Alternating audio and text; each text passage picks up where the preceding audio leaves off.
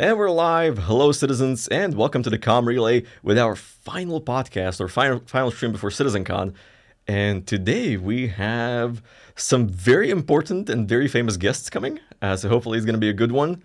As always, if you are watching the Comm Relay live, you can actually join us on the show as a caller. All you have to do is join the Armory Discord and hop down into the waiting room, and I will pull you in when I'm ready for you.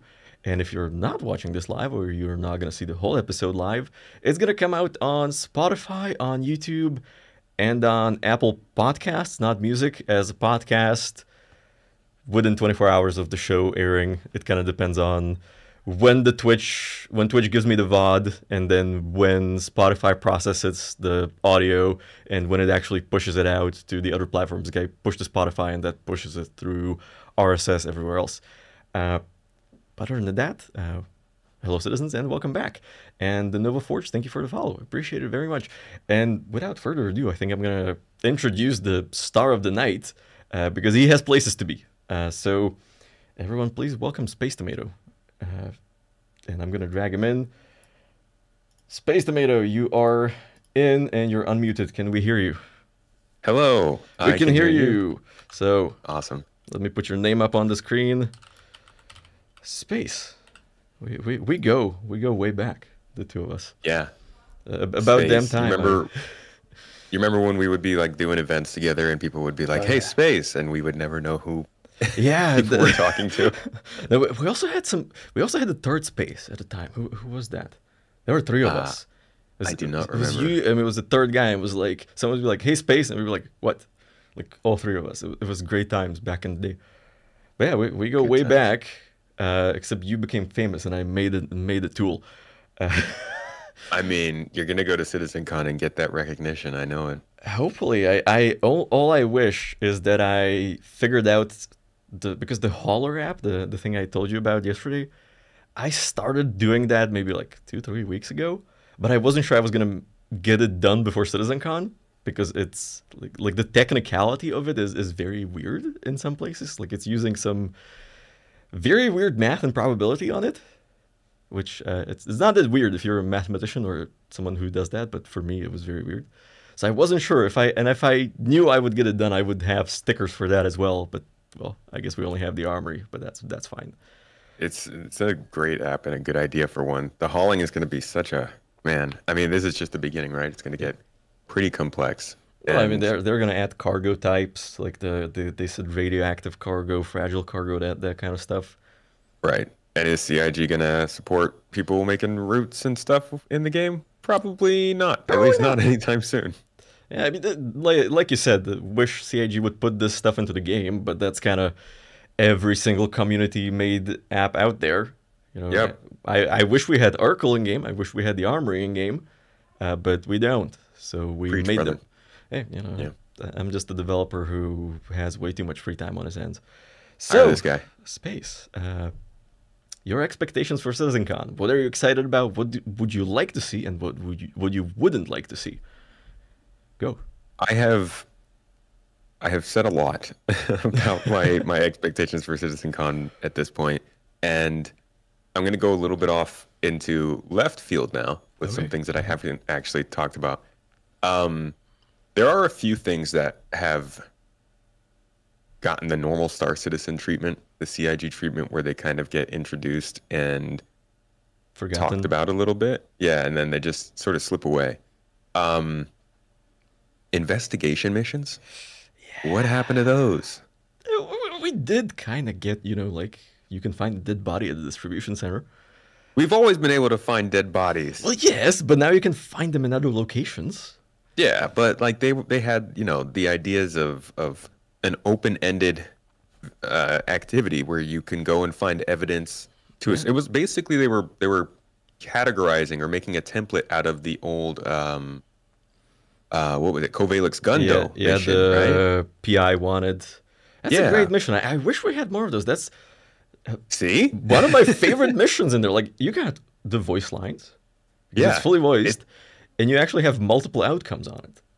Yeah, it's a great mission. Yeah. And they talked about making more of them. It was, I think, in CitizenCon 2021, I want to say, because that was I They think, skipped 22, right? yeah, they skipped 22, but I think 21 they did. It was all videos. Yeah. Yeah. Or was it So no? I think they one of skipped those. 21 and 22 was all online. And Okay. might have been the one before that where they were talking about like the mission graph system and how they build missions and all that. Okay. So then in 22, then, whatever that was, they had a whole little panel, like one of those Yeah. little mini videos where Yeah. they talked about um, investigation missions. And Yeah. those have been gone. They've been disappeared. And I feel like that's probably because they were waiting for the mission refactor. They were waiting for a lot of their new locations where they could plug them into. Yeah. And that seems like a pretty solid thing to bring back up at this CitizenCon, not even for anything far out, maybe even for like a 4.0 sort of release. Yeah. I mean, I think you're correct with them wanting to wait for the mission system refactor because that's a big one. Because that mission system has a lot of issues, and we talked about it on the show last week, I think. But I think they're gonna plug a lot of this investigation stuff into Pyro because I think they're gonna kind of forget that Stanton exists for a little while. Uh-oh. Yeah, that's kind of my fear. That's like my thing that I'm worried about coming out of the CitizenCon. We're like, oh yeah, Pyro's gonna come out, and like they're gonna do Pyro and Beyond, and then Stanton gets forgotten.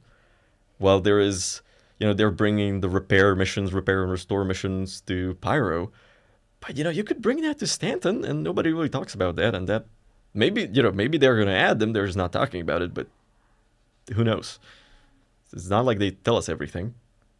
Yeah, I hope they don't do that. They kind of hinted at the idea that they would be updating Stanton in 4.0 as well. Um, I really do hope that from here on they view Stanton and Pyro as equal parts Yeah, of the existing game, and anything that comes in either system is somehow replicated in the other if it makes sense yeah, lore-wise and gameplay-wise. yeah.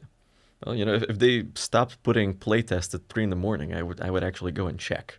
Yeah, man, that's frustrating. I mean, it's nice for us. Well, I guess you're going to be at CitizenCon, but like our time zones are nice for CitizenCon. Yeah, But when it comes to these Evocati tests, they're always in the middle of like the super early morning. yeah.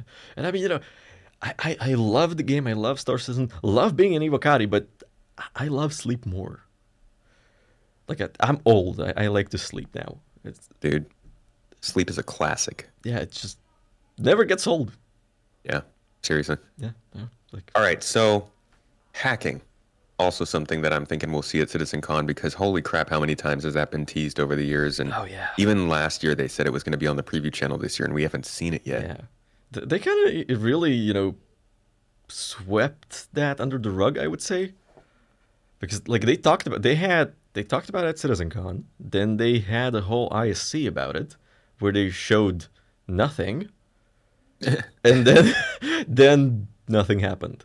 Like nothing happened at all. And they were like, "Oh, we're actually really close. We got like the Legionnaires coming out, and that has like hacking gameplay on it to open docking ports." Yeah. And yeah, that was it. Now the Legionnaire is gone. Or well, not gone, but like delayed, I guess. It's in the pipeline somewhere. They're all in the pipeline somewhere, right? So But what's I do your... think Go ahead, please.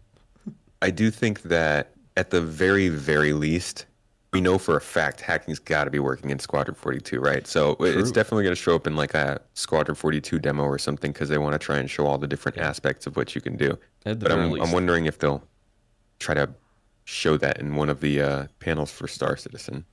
I mean, my assumption right now is that redacted segment they have on the sitcom schedule, it's gonna be another Squadron 42 vertical slice, like maybe like an Yeah. hour of gameplay in like the first act, and maybe they will show off, the real intent of master modes. They will show off hacking. They will show charge drain. They might show engineering, and sort of all these systems they've been talking about that they're working on for CitizenCon for Squadron, and how they're gonna bring them into the PU at some point, hopefully. Yeah.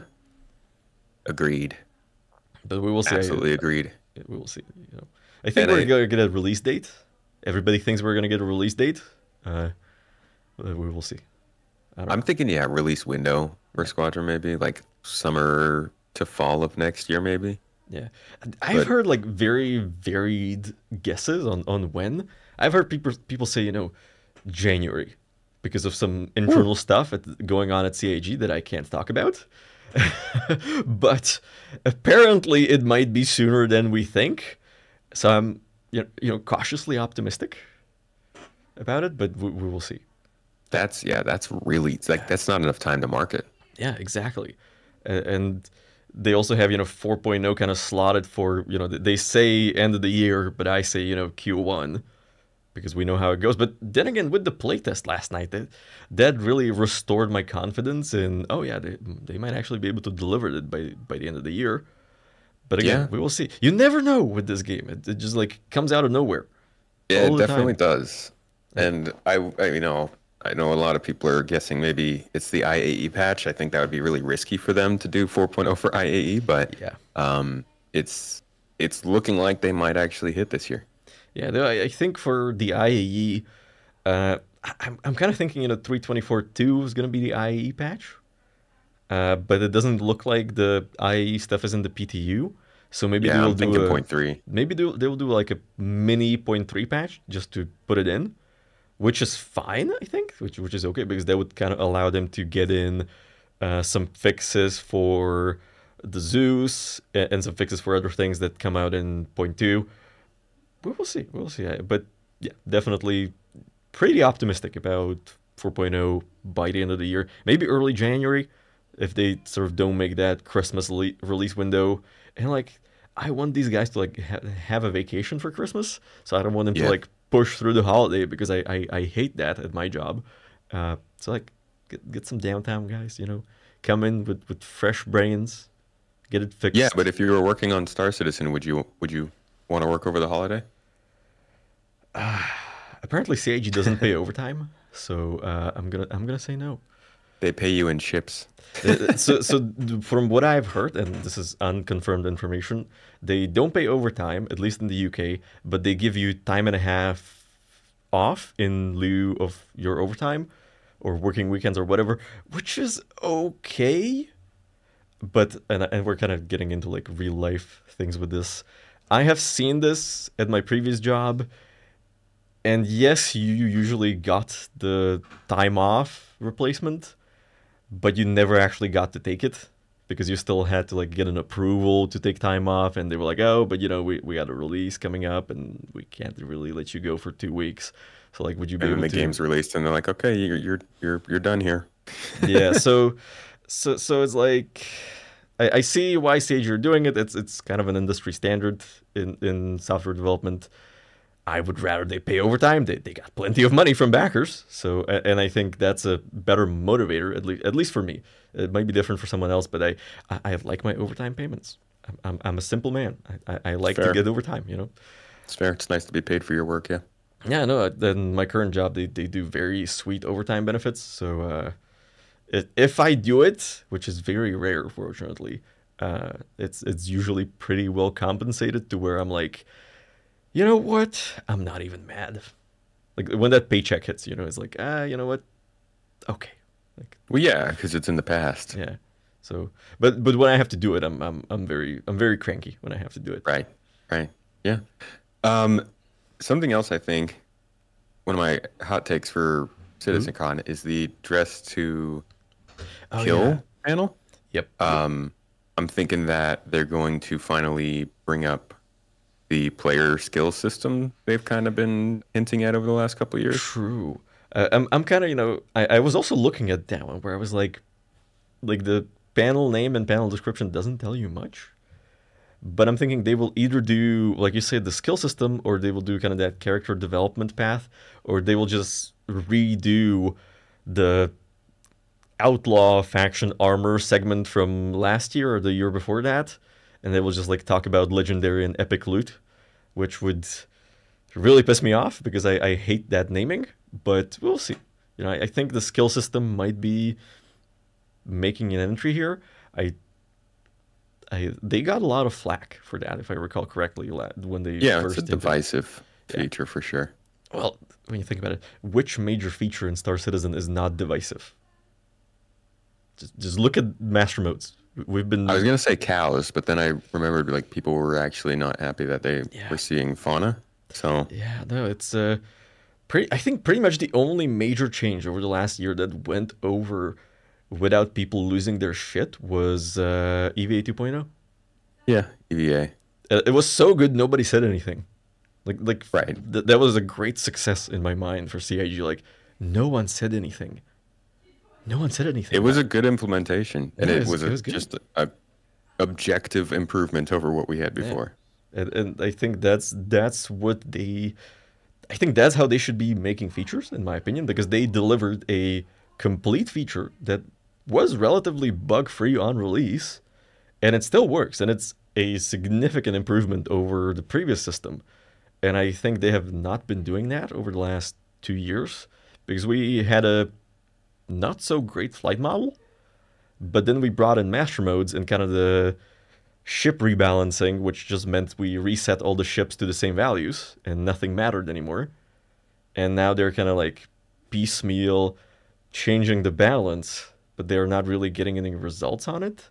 So I don't But it know. makes sense for something like the flight model to be a lot more chaotic in development than something like EVA, right? The Oh, flight model is absolutely. one of the most important parts of the game. I don't think the balance and experience of the flight model is going to be all that great for quite a while. I mean, that goes for the way that ships the weapons work and stuff too. There's just so many aspects that play into that and so many Yep. bigger parts of the game that it plays into that's like I mean, absolutely. You kind of have to iteratively balance it over time and see what works and what doesn't.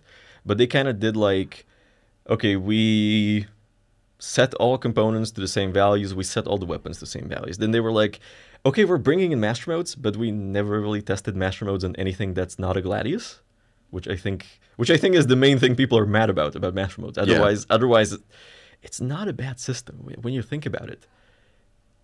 Elite Dangerous does the same thing, and it right. works. And it works for Star Citizen as well, in my opinion. It needs a little bit of polish, a little bit of balance with speeds and stuff, but it works. And when you think about it, for keyboard, mouse, and keyboard players, it actually simplified the control scheme. So that's a net improvement in my mind, but they kind of diluted the improvement with sort of a lack of balance and sort of apparent lack of direction with this, Yeah, in my mind. the overall feature is frustrating, but I'm willing to see them out on it Yeah, because let them cook. yeah, it's like you said. I mean, it can work, and I think a lot of the disagreement around it is more philosophical than it is feature related because we all Yeah, know this is a broken tech demo, right? yeah, A lot of this stuff in this game, from the amount of time it takes you to get ready for a mission, getting your stuff together and going to your ship, to the way that your ship flies, is going to see features that make them make more yeah. sense in the future. Right now, they just kind of suck. That kind of brings me back to the whole inventory kiosk thing. I am really hoping Oh they God. will like go back to it and sort of show us a new direction on it, because you know how I knew they were gonna walk back the inventory kiosks? That first ISC when they showed them for 30 seconds. That's Yeah. how I knew it was it was gonna be a total flop. Well, yeah. I mean, you can tell it's literally they just wanted to make sure the inventory kept feature parity with the hangar. Yeah. And that's That's that's why not all a they talked about was the that's freight elevator. that's not a bad thing. Like I understand from a technical standpoint why they would want to do that, because maybe they need that sort of middle step between retrieving something from the virtual database and physicalizing it. But I believe there's a better way to do it than basically making the player drag and drop everything twice. It was just Yeah, it was wrong. ridiculous. Yeah, That was like, why would we do that? No, I think I'm in agreement with you. I think they could show that in that same panel we were just talking about. yeah, They mentioned this new tool they have, Starware. yeah, I'm guessing, well, not guessing. I'm hoping that that is a tool that can act as the back end for whatever they want to give players as the ability to customize their character, yeah, because they absolutely need something like that for Squadron, yeah, and they're going to have to show that off probably during their Squadron demo. So this is as good a time as any to say, hey, this is also going to be in Star Citizen, whether it's in the mirrors you have or a kiosk that you have or your Glass or something, just like they used to have that personal equipment yeah, manager. They need to have a way for you to view and customize your character wholly yeah. in one place. Look, that inventory manager in your Mobiglass is still my favorite inventory manager over the last 5 years. Yeah. There was nothing wrong with it. It worked. And it, like, the main thing I liked about it is that, you had all the item ports written out, and then you had like text representations of everything. Like, slap a search on it and you're good. You have a functioning inventory management. Like, the whole where it shows you 3D models in an inventory container. I see the visual appeal, but when you're looking for something, it's kind of not great. Yeah. But we know the inventory right now is sort of a placeholder system for whatever is going to come in. Right. Yeah, I hope that that's something that they talk about there. Yeah. Star systems. That is another place where it's kind of like, how far might they go? Everybody knows we're going to see Nyx. Yep. It's a given.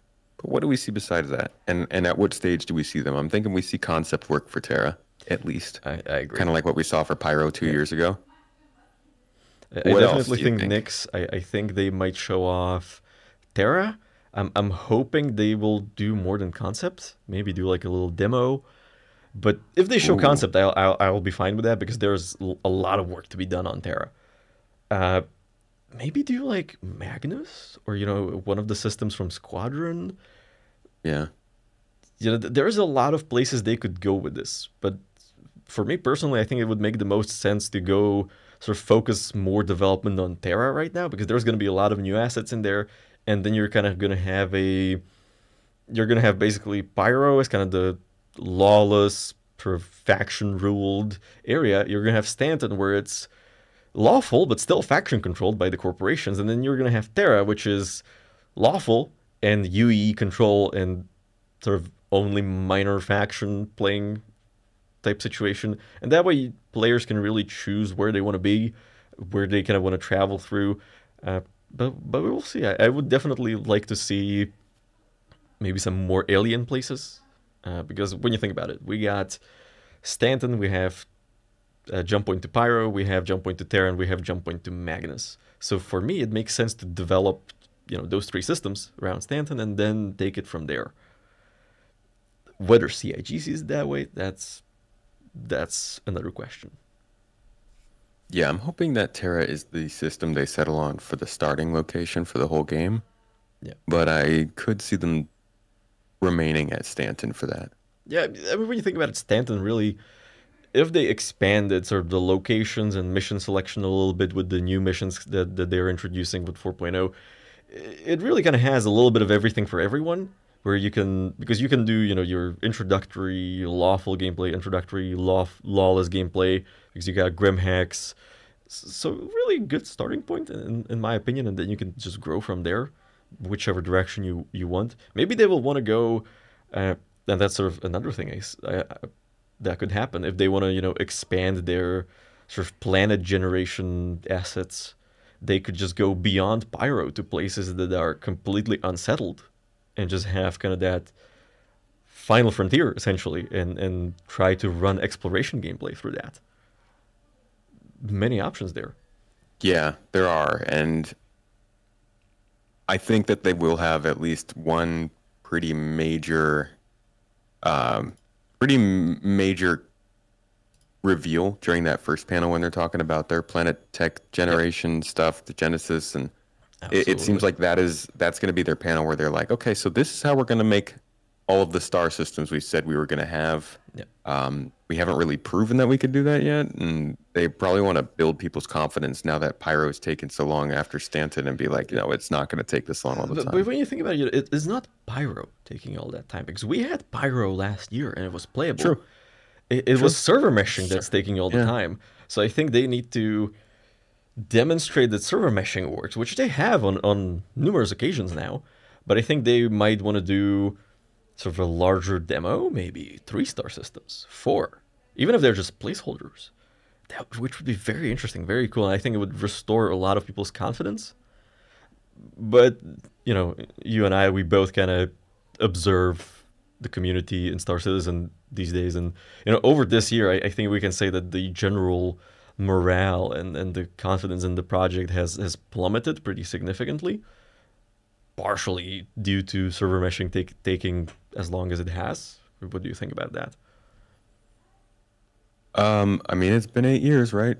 Since they talked about us getting a different star system, so it's definitely taken a while. Yeah, I think that there's like a pretty distinct combination of things that have caused this year to be a struggle for a lot of people.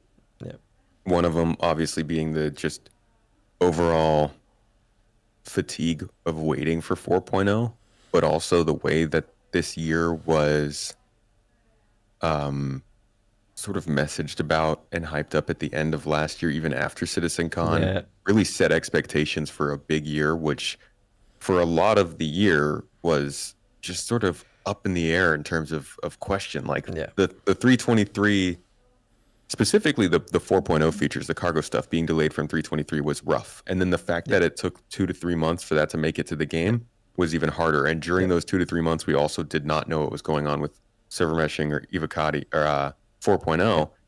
That hit people a lot. And then you have things like just constant um, debate, I'll say, about master modes, which I yeah. think is more is happening more. Like debates about all the things that are generally debated about happen more because people are so bored and don't have something else to look forward to or be happy about. Like I'm if we didn't have things like server meshing going on over the last month, it'd be more of the same of what we had before. Yeah, absolutely. And you know, I feel like people have beaten the master modes topic to death several Oh times. God, yes. And it's just like, you know, I, I see, like, I am tired of talking about master modes, and people still want me to talk about master modes. And I'm like, I have spoken my piece about master modes. I said, let them cook. They're cooking. So let's give them a year. Let's see what happens. So far, not much has happened, but, well, Yeah. that's just how it goes. Re- Revisit it after 4.0. Yeah, absolutely. I think it's gonna make more sense, Mash Mode specifically, when we see it in the context of Squadron 42. I think that's when it's gonna start making sense in the PU as well, when we kind of see the environment it was intended for. Fleet battles. Yeah.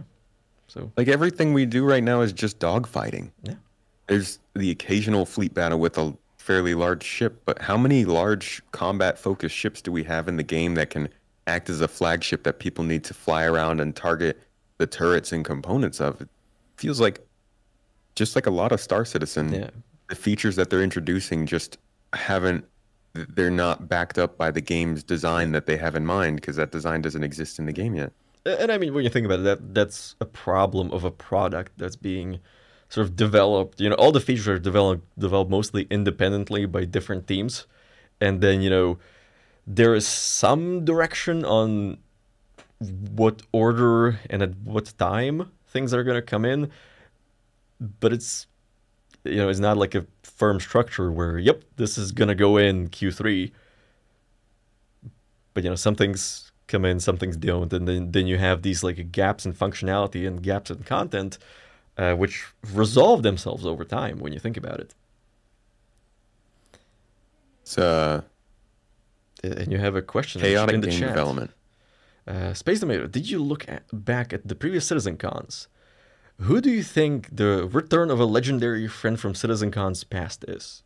That's I didn't look at all of them. I mean I briefly went through some of them, but I didn't look for any specific character. Honestly, maybe I don't know who that could be. Like I'm thinking Tony Jackson Z. McCleary isn't a CitizenCon character. He's more Exactly, of he's an a IAE character. yeah, but he's my only guest. You know, Who the sandworm? the Sandworm maybe. It's Tony not really Z, like a friend. I say this on every show. Is Tony Z okay? Is he alive? I had people from my community who met up and talked with him in May. Well, then we know he was alive and well in May, presumably. Yeah, he was just talking about his work at the company. You know, he's doing stuff. He didn't obviously say specifically what it Yeah. was, but it was not particularly like Star Sim stuff. It sounds like he had moved on to do some more stuff in the game, and left most of that to the economy team. But yeah, he was spoken with. But yeah, I have no idea I who have no idea. a friend from Citizens Con past would be in the dressed to kill panel. No idea. It's like I don't know how it fits in there. I'm maybe thinking, because if you saw in the PTU, they have a facial recognition thing in the character customizer now. And I'm thinking maybe they're working on something like you show it your face and it creates a character based on your face. Could it be? And maybe they're What gonna. was his name? Uh, Gosh dang it! What's the guy's name? The first mission giver. They Uh, focused on him a ton at the 2016 or 2017 CitizenCon. I think it was 2016. He was on. He was originally it on was Delamar. the Miles Eckhart. Miles Eckhart, yeah. Could it be something that has to do with Eckhart to show us how mission givers are changing? Maybe. We won't know until we see it. But Yeah. now we talked about all the things we're excited about. So, what is the thing or things that you don't want to see at CitizenCon? Like that's gonna like make you upset if you see it at CitizenCon. Well, Pyro's off the list, right? Since they basically confirmed that's not that's not going to be a thing. Um, Well, they mentioned Pyro in the footnotes, so I guess they will show Pyro, but it's not gonna be like all about yeah, Pyro. Hopefully, I think they're now talking about Pyro just the same way they'll talk about Stanton. yeah, But things that I do not want to see are I would say any gameplay related features that are like more than a year, more than next year away. yeah, Locations, yeah. Uh, Large initiatives and tools that they're working on, sure. But like if there's a feature like, let's say they go over hacking, but hacking isn't even going to make it in next year, then I don't think there's much reason to talk yeah. about it that much. Similar things to that, like if they show us refining gameplay or something, then I expect that to be in there next year. Yeah. Yeah, that's kind of my big expectation because they're talking about like industrial vehicles in one of the Sunday panels. So Right. I'm hoping refining is gonna be mentioned at least. It hopefully in more than a concept picture on the gameplay because we've had that for 3 years now. But yeah, really there isn't anything that I'm like not looking forward to about the whole thing. Like I can't think of anything that they could show that would make me like, that's a terrible idea to show people at CitizenCon. Yeah, I think really it boils down to anything that sets expectations too high, Yeah. too soon. Well, I think they have done a pretty good job last year with setting expectations. Because when you think about it, a lot of the things they talked about, they actually managed to get in. They talked about cargo, that's in. They talked about master modes, that's in. They talked about the new MFDs, that's in as well in the PTU. Right. So I think the expectations were correct for the most And part. if 4.0 does come out this year, then they're also, they're looking at obviously the pyro stuff, but the charge and drain, the engineering, Yep. the fire. You got Vulkan, you've got HDR stuff, lighting improvements, all of the UI stuff. The thing that I'm starting to see now is, they didn't get everything in, obviously. I think they barely got a majority of the stuff in, but there's still some things missing there. The thing I'm seeing now is that people are saying, yes, they got those things in, but they're not what they looked like at CitizenCon. They're not as good as I expected. They're only half deliveries of those features. And That's a systemic I, problem with CIG. yeah, I also disagree with that in some places, but I do think that it is still indicative a bit of how features are delivered in Star Citizen. And that on its own is also setting people's expectations a certain way. Yeah, but I mean, they deliver. Like, I think it really depends on the size of the feature, like we talked about a minute ago. EVA 2.0 went in and it's fine, but then you It look doesn't at have grabby hands. yeah. Well, it doesn't have grabby hands, but that's like I think that was like specifically a Squadron 42 thing they said. Oh, we'll be getting it. Yeah, so I think we'll be getting it. It's just it wasn't in the tier 2, which is fine. Yeah. Like it's still a good enough quality of life improvement for EVA to where I'm gonna be like, yeah, okay, we don't have grabby hands. That's fine. Like I will let them have That's that what one. people mean. That's what people mean when they're like, yeah, they showed us this feature, but we only got half of it. Like they showed us maps, but we didn't get to place markers wherever we want or download Yeah. maps or something like that. So there is some level of like, even if they deliver features, it might not be the whole thing they mentioned. Well, as a software developer, I can confirm that this happens. Doesn't happen as often as with CIG, It's like it does happen, sometimes you're working on a feature and you realize like, oh, this is actually way bigger than we thought, and you kind of have to split it up, and then you're sort of end up half delivering 2, 3 times. But that's a very rare occurrence if you're doing your planning correctly, which is very difficult to do for Star Citizen because of just the scale of things they do. But I feel like the frequency of these half deliveries has been increasing for CIG, and that's a little bit concerning to me. But maybe that's because of their internal focus right now being more on Squadron and Pyro, so we're not seeing as much effort being put into features for the PU. Maybe they're not being ported fully. Maybe it's, some things are just disabled for some reason. There's a lot of questions that I would have, and I'm hoping to ask a lot of questions to CIG staff that I meet, and hopefully they will answer. Excited to hear those. You gonna record? You gonna make a video? Hopefully, I will try to do my best. Cool. Can't promise much. Then I want to do your live segment as well.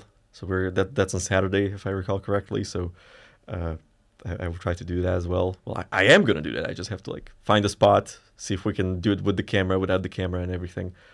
Oh, I think just voice will be fine. I don't want to stress you out too much about that. Yeah, I was talking to the folks that are going to be manning the ADI booth at that time, and they would be okay with me sort of doing it from the booth. So I would have sort of a silent or more silent environment than a place to set up a camera and everything. So we will see. I will let you know when I know, basically. But yeah, cool. Space, and any final thoughts on CitizenCon expectations for next weekend? I really hope that the things that we saw last year, whoops. Don't mind that sound. I'm hoping that the things that we saw last year that are kind of the smaller things like weapon wear and tear, some of the platforming stuff like the ladder control, maybe the FPS scanning, radiation damage, stuff like that. I really do hope that they show us that working very well at this CitizenCon, to the point that we can expect to see it in 4.0. Yep. I think that would really help to sell the work they've done in between last CitizenCon and this one, in getting some of those smaller features that maybe have been forgotten about into the game, and making a deal out of that. Yep. I also really hope that the talk that they have about Star Citizen 1.0 goes into the actual difficulties, the hard calls that they're going to have to make this a game, because I know most people, myself included, are going to have moments during that talk that are disappointing because they just have to do certain things to reach the game that they want to make, and I'm hoping they don't shy away from making some bold statements there about the direction we have to go in. Yeah, absolutely. If they want to make this game at the scale that they want to make it, there are going to be some hard decisions that are not going to be going to be popular, but they're going to alienate parts of the audience, which is just part of the business, unfortunately. Hopefully it's going to be not too bad. Hopefully they're not going to be like, oh, we're going to make it a console game. Yikes. That would be a very big walkout, I think. Yeah, that would not be good. Yeah, but I think just, seeing Chris on stage talking about, the plan beyond 4.0 that gets us to a beta release. Yep, that's going to help a lot. I think a lot of people just need to see Chris on stage talking about his game. And I think that's going to quell a lot of the unrest we're having. Or Chris is going to get something thrown at him. We will see. I'll be there for all of it. I've been told that people apparently bought tickets to go there just to boo. And I'm like, guys, you realize that you still bought tickets. That's a lot of money to boo at someone. Yeah, like you're only helping them with that. Like, I would like to have that kind of disposable income. Yeah, that'd be nice. Yeah, right. Like I just flew across the world and paid $200 just to throw a couple boos out there and then walk out and get some lunch. Yeah, shit, must be nice. Well, Space. In that case, I think that's all, and I know you have a meeting to get to. So thank you very much for joining me on the podcast. I was very much looking forward to having you on, and hopefully you will agree to be on in the future. Absolutely, dude. Yeah, just let me know when. Absolutely. I'm happy to come back on for an old friend to talk like we used to. Absolutely. I love the format of how I'm doing this. It's just talking to people. Because you know how I'm not like cut out for streaming the gameplay, but like talking to people, I can do that all day. Yeah, I feel you there. Yeah, absolutely. So thank you very much again. Appreciate you coming in. I will keep you posted on CitizenCon and everything. And yeah, you're free to go. And thank you. And Sounds good great. night. Thanks again for having me, buddy. Absolutely. Have a good one. Have a good one. So, ladies and gentlemen, that was our first guest, the illustrious SpaceTomato. Me and him, we go way back, like to before either of us were content creators. So, very, very honored and very excited to have him on the show finally. So we're going to move on to our next guest, who is a regular on the show. So please give a warm welcome to Nomedias. Nam, you are dragged in and you're unmuted. Can we hear you? I hear you loud and clear. Can you hear me? And we can hear you. So Nam, I'm going to be seeing you next week. Yep. I guess it's going to be in 4 days or so. I'll be there. I'll be in town Thursday. So yeah. So I guess I will see you on Friday then. Sounds good. I will be easy to recognize. Very easy. Yeah. Yeah. I'm gonna have the Armory logo. We've seen each other's. Yeah, we've seen each other's face. I think I've seen you in photos, and you have seen me on camera. So. Yep. Yeah. So what are you excited about for CitizenCon next week? Well, I don't want to be repeating everything you guys just said because you touched on a lot, but content creators can't help it. Yeah. Yeah. I guess the things I'm focused on are really things that lend towards the economy. I'm really wanting to see anything that's the next step towards making the economy a real thing. Yep. Which for me, the next step of that would be base building, and I understand I was just now found out from your next guest that there is a panel on base building and crafting. Yep. And I'm very much looking forward to details on base building, crafting, and when we're getting and what. Because that's the next thing we need before the economy can really. We have a reason to gather all these resources. Right now, the only reason we gather salvage and minerals and all that is to sell in bulk. And there needs to be more of a reason to do them. There needs to be a whole cycle of selling them to someone or keeping them yourself for crafting. And then to make items to use or to sell, to make things to go out and get more minerals, rinse and repeat. Yeah, I mean, you absolutely, in a functioning ecosystem of an economy, you need the production and the consumption of everything. And right now we have a lot of production because we have players producing resources, we have outposts producing resources, and we do have some resource consumption sort of artificially because outposts and landing zones, they sort of consume the resources you sell them, but it doesn't really generate any further value than that. And I think we're missing that sort of value chain from a raw resource to a finished product like a ship or a component or a piece of armor. Yep. So I think I don't know if they're gonna touch on the economy. I really hope they do. It's one of the big things I want them to talk about. I actually have tomorrow. I think you're gonna like the video on my channel tomorrow. It's 20 minutes on step by step how to build the Star Citizen economy. Like if you took someone who knows how to code, you could build an economy based on that video. Okay. And I took me a few days to write it and record it in a format that's going to be understandable for people who don't know anything about it. It is very long. That was a very long recording session to get that done. And if I get very angry, I am going to build a demo on it. Because I know how. Kinda. But kinda knowing things is like half of my job, so that's good enough, I think. But yeah, basically the main thing.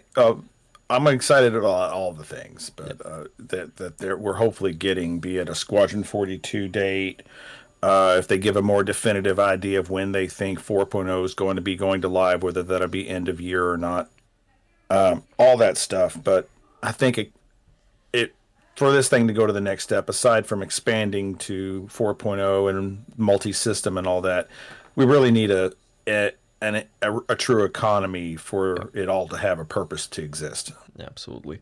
So, and is there anything that you wouldn't like to see? And that's a very difficult question, I know. Honestly, and I know I don't want to see a whole bunch of time spent on, oh, here's a new ship. I don't want to see that. We have plenty of ships to iterate on, to release that haven't been released. And yes, they're always going to have to release something to keep their economy going because of how they generate funds to keep developing. But I'm hoping not to see too much focus on the new shiny ship and more on the actual functions in the game. I think we're gonna get maybe 2 or 3 because we're probably getting the Polaris around CitizenCon, so I think they might do I think they might feature it in one of the gameplay demos, probably. Maybe the Idris, but I think we're gonna see some new concepts coming out, and I know they are gonna have some construction base building vehicles going out. So I think there's gonna be a lot of stuff being announced. But I agree. Hopefully they don't talk about it for hours on end. That would be. But I think last year they managed pretty well with the new ships coming out and the new concept being announced. I think they managed pretty well last year.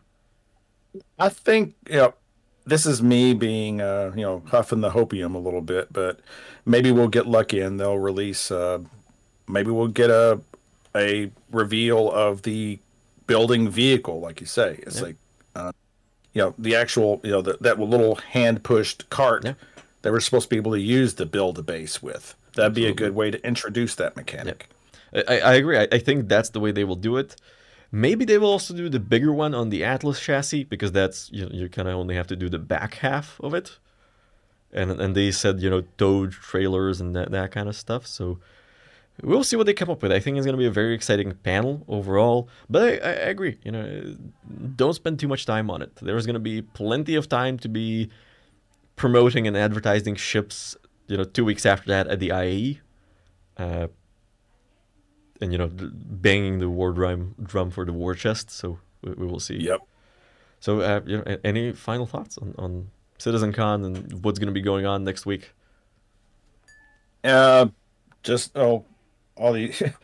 I guess it's the only other thing I could think of that they haven't explicitly said anything about is we just recently got our personal hangars in game, and I just want to see more details on. I know this doesn't matter to the people who are all about fighting ships and all that, but making your hangar more of a real home.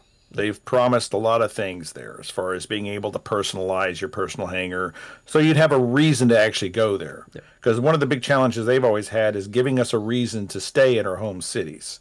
Why would we want to be there where a lot of us will just take all of our junk, put it on a cargo ship, and take it to the station of our choice?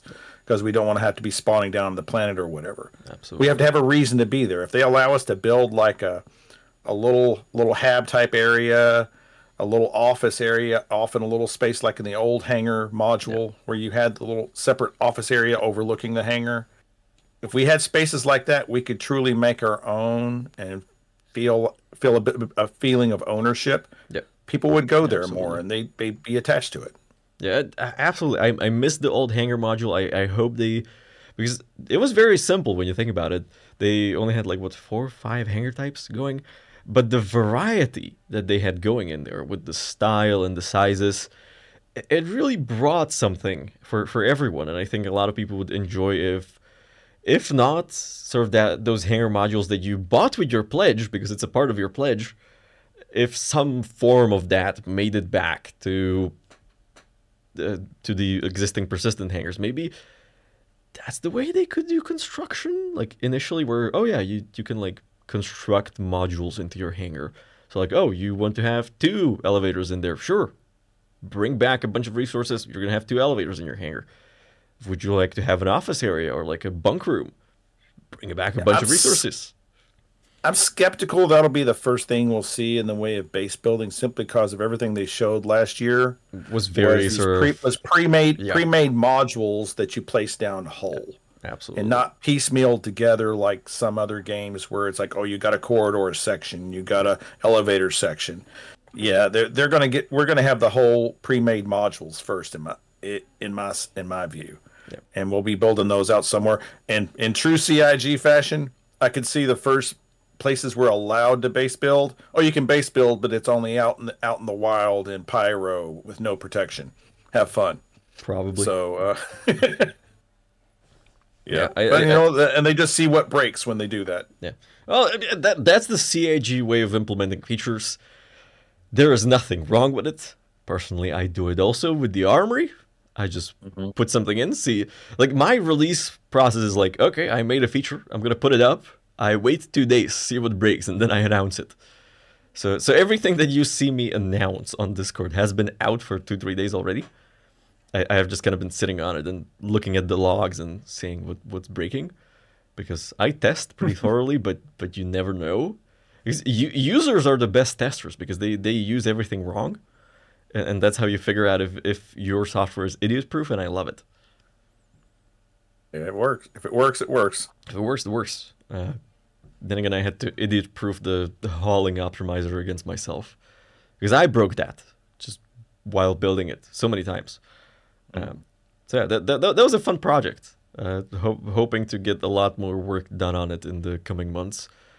Like it doesn't quite, I don't know if you had a chance to try it, but it doesn't quite give the results I would like. It gets a little confused sometimes, especially when you have like, I don't know, 3 contracts in one location, then you have one that's like over a long distance and not everything fits in your cargo hold. It gets a little confused with that, but other than that, it works pretty well. For the most part. For the most part. Yeah. That makes me think of something we're probably not seeing for a while, but that would mess with that and so many other applications out there. Your application is based on relative distances to different objects and all that? Yep. Orbits are going to throw that for a loop. Yep. There is going to be some math going there. There is some data on sort of planet rotations that you can retrieve from the game. And if you know the math, you can sort of ad hoc calculate the live coordinates of things. Because like for right now, only the planets rotate on their own orbit, which is okay. That only throws you off by 1,000 kilometers, which is not too bad in the grand context of everything, especially with the numbers that I'm dealing with for route optimization. Once planets start to rotate around the sun, that's gonna be a little weird, because that's gonna create some very interesting windows for example, when Crusader and Hurston are gonna be right next to each other for a week maybe, and then it's gonna be suddenly very fast to do hauling between the 2 planets. So, but I don't think we're gonna see it for a while. It's very much a back burner problem for CAG, in my opinion. Well, yeah, it's always been such a that's something possibly more than anything else is going to really hammer the server. Yeah, it's not really they have to get the meshing working right. I don't even think it's the server meshing or the server problem. I think it's a problem with how pathfinding works in the star map. I think it wouldn't support it. Ooh. Yeah, that's the problem I think they're facing with it, because implementing the planet rotation is not that difficult. It's kind of making the navigation work, which has been a problem for a very long time. Like the star map has never been very good at finding a route. It's better now, but it still gets a little stuck right now. But well, we'll see in the next couple of years, I think. Yeah, it would require a total rework of how quantum travel operates currently. And I mean, they did show off that new quantum travel system where you can steer a little bit. So maybe they will work it out that way. That'll be good for going around planets or going between planets and their moons. Yeah. But even now, right now, the pathfinding doesn't do very well as far as when you choose a route. Yeah. And you'll say, "Oh, I'm going to go to this surface this orbital station around a planet from across the system." But by the time you get there, it's wanting you to go straight to the station, but now it's blocked by the planet because the planet rotated before you got there. It did not account for the rotation that happened during your travel. Yeah. It assumed the station was line of sight at that point in time when you started the trip. Yeah. And they have mentioned that this is a problem with the star map and with how quantum works right now. They do kind of have that physicalized quantum rework going. So maybe that will help with it, but yeah, we will see it. But I think it's a very low priority problem to solve given everything else they're working on. So, you know. Anyway, any further final thoughts on CitizenCon? No, that's pretty much it. I'm sure. I'm hoping to be surprised by something that we haven't talked about. Indeed. Well, in that case, thank you very much for joining us again. Love having you on the show. Find me as soon as you can on Friday or on Saturday. Get your sticker. Everybody gets a sticker. Well, we got our Discord, and I'll that we're all in, the ones that are going to be there, and I'll definitely be watching that and posting pictures probably by the time we talk Friday. I'm gonna. There might be a problem with the venue rules that I might not be able to give out stickers at the event. Like they might not be able to give them out at the booth, but I will give them out before and after. And there's going to be business cards at the booth, and I'm going to be hanging out around the booth to talk to people. So, you know, I'm sure you will find me, or I will find you, because I will try to find everybody. Oh yeah, we'll find each other. Don't worry. Absolutely. So yeah, again, thank you, Nam. Appreciate it, and I will see you next week. See ya. All right, ladies and gentlemen. So that was Nomedias coming back for another show, and now we're gonna get in our final guest. No, I don't want to drag the channel. I want to drag the guest. We're gonna get our final guest, Nazeris.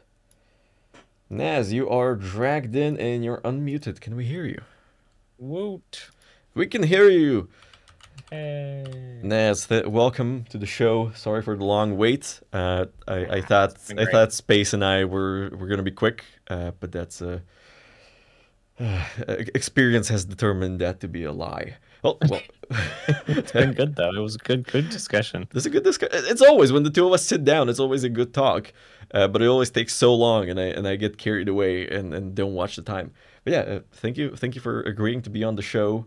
I appreciate it very much. I'm trying to expand the guest pool a little bit and get some fresh opinions. So Naz, Cool. I'm so glad you invited me. absolutely. I think everybody knows SpaceTomato, but not everybody knows Naz. So Naz, if you could tell everyone what you do in the community on your channel and where they can find you, especially. Yeah. So I've been around Star Citizen since about 2014. I don't remember when I actually started making content about it, but I've been making content, especially in the last couple of years, pretty consistently. I also do the Pathfinders podcast with Tree. Which if you're around either Tree or Paul's Discord, SpaceTomato, we're pretty much around those places.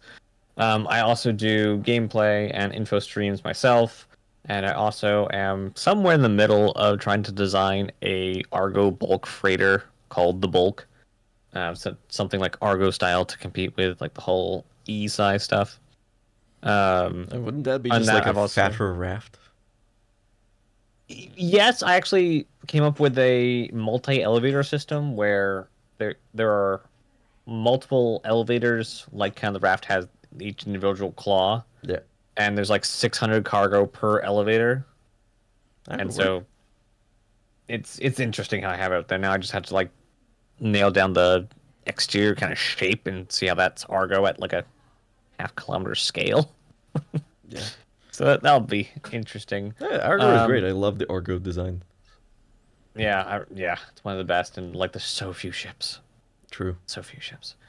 I also do lots of spreadsheet stuff. I actually have one for CitizenCon last year for all the stuff that they mentioned. I went through literally every panel, and if they mentioned a feature, I put it in the list. if it was supposed to come in or not, just to have the complete list. Star Citizen players, we love our spreadsheets. Absolutely. Yep. And it's funny that like this kind of how you have this podcast. And I'm so sorry I missed the first 11. It was a slow start. How I'm going to be doing my CitizenCon post show with you in it. Yes, I know. So I am going to be in the. Well, it is the post CitizenCon show, even though I'm going to be at the Atmo event. But yeah. Yeah. So basically, it's going to be this in like reverse. Like, what did you think of XYZ? Yeah. And that's going to be, what is it, Sunday? I have you on my calendar. 3 hour. It literally says, "You're on with Naz. Find a quiet spot." and and it gives me half an hour to Right. find a quiet spot. Yeah. Oh man, I'm so excited. Like I think that's probably the thing I'm most excited for is the stream I have planned because one, it starts at 2 in the morning. My stream starts at 2 in the morning on Saturday, EST 2 in the morning. That's current time zone I live in. And then we'll have discussion. Then we'll have watch the entire panel, and we'll have post discussion day one. And then we're even with the downtime between the panels and after Sunday, and after we do discussions on Sunday, I'm going to be building a whole gameplay arc. So we're going to start Saturday evening gameplay with mining, and then we'll at the end of that mining session we'll put it in the refineries and let it cook. Day 2, somewhere in there, we'll be doing salvaging, and then we'll put that into somebody's hangar to let sit, and then after we're done with everything, right before we end, we're going to go with cargo ships and collect all those resources from everywhere, and then go drop it off and sell it. No, A giant gameplay arc. Because there's your watch plan, everyone. Go watch Naz do things while watching CitizenCon. Absolutely. And like the guest lists, not only are you on there, which is amazing, but I also have, again, Tomatoes on there as well. I've got Griffin.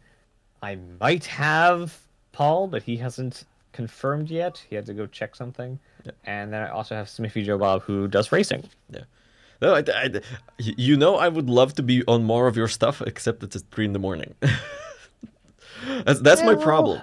That's my problem with a lot of, because I've been invited to a lot of things in the last 2 months, but all of that I have to turn down because it's 3 a.m. on a school night, and then I'm going to be very cranky in my morning meeting, and that's not conducive for my job. So, yeah. Being a senior developer sucks.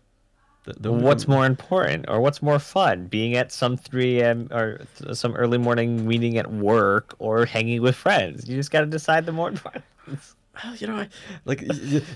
technically going to be 4 hours between the 3 a.m. podcast and me being in a morning meeting. So that's plenty of time to sleep and drink coffee. Exactly. But still, not quite enough for me to be nice to people. That's like I am nice to people like on the stream. I'm nice to my friends, but in a meeting, I am not nice to people. Because, I can imagine. Yeah, it's look. You come to me with stupid questions. I'm going to give you stupid answers. That's absolutely it's required.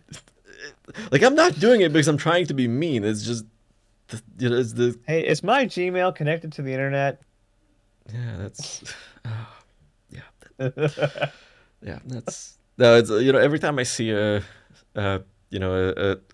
cut of Congress people asking tech CEOs about tech questions. Oh my god, it's the greatest. It rips your ever-loving heart out. It's like, how are there people in power that are this disconnected from everyday life?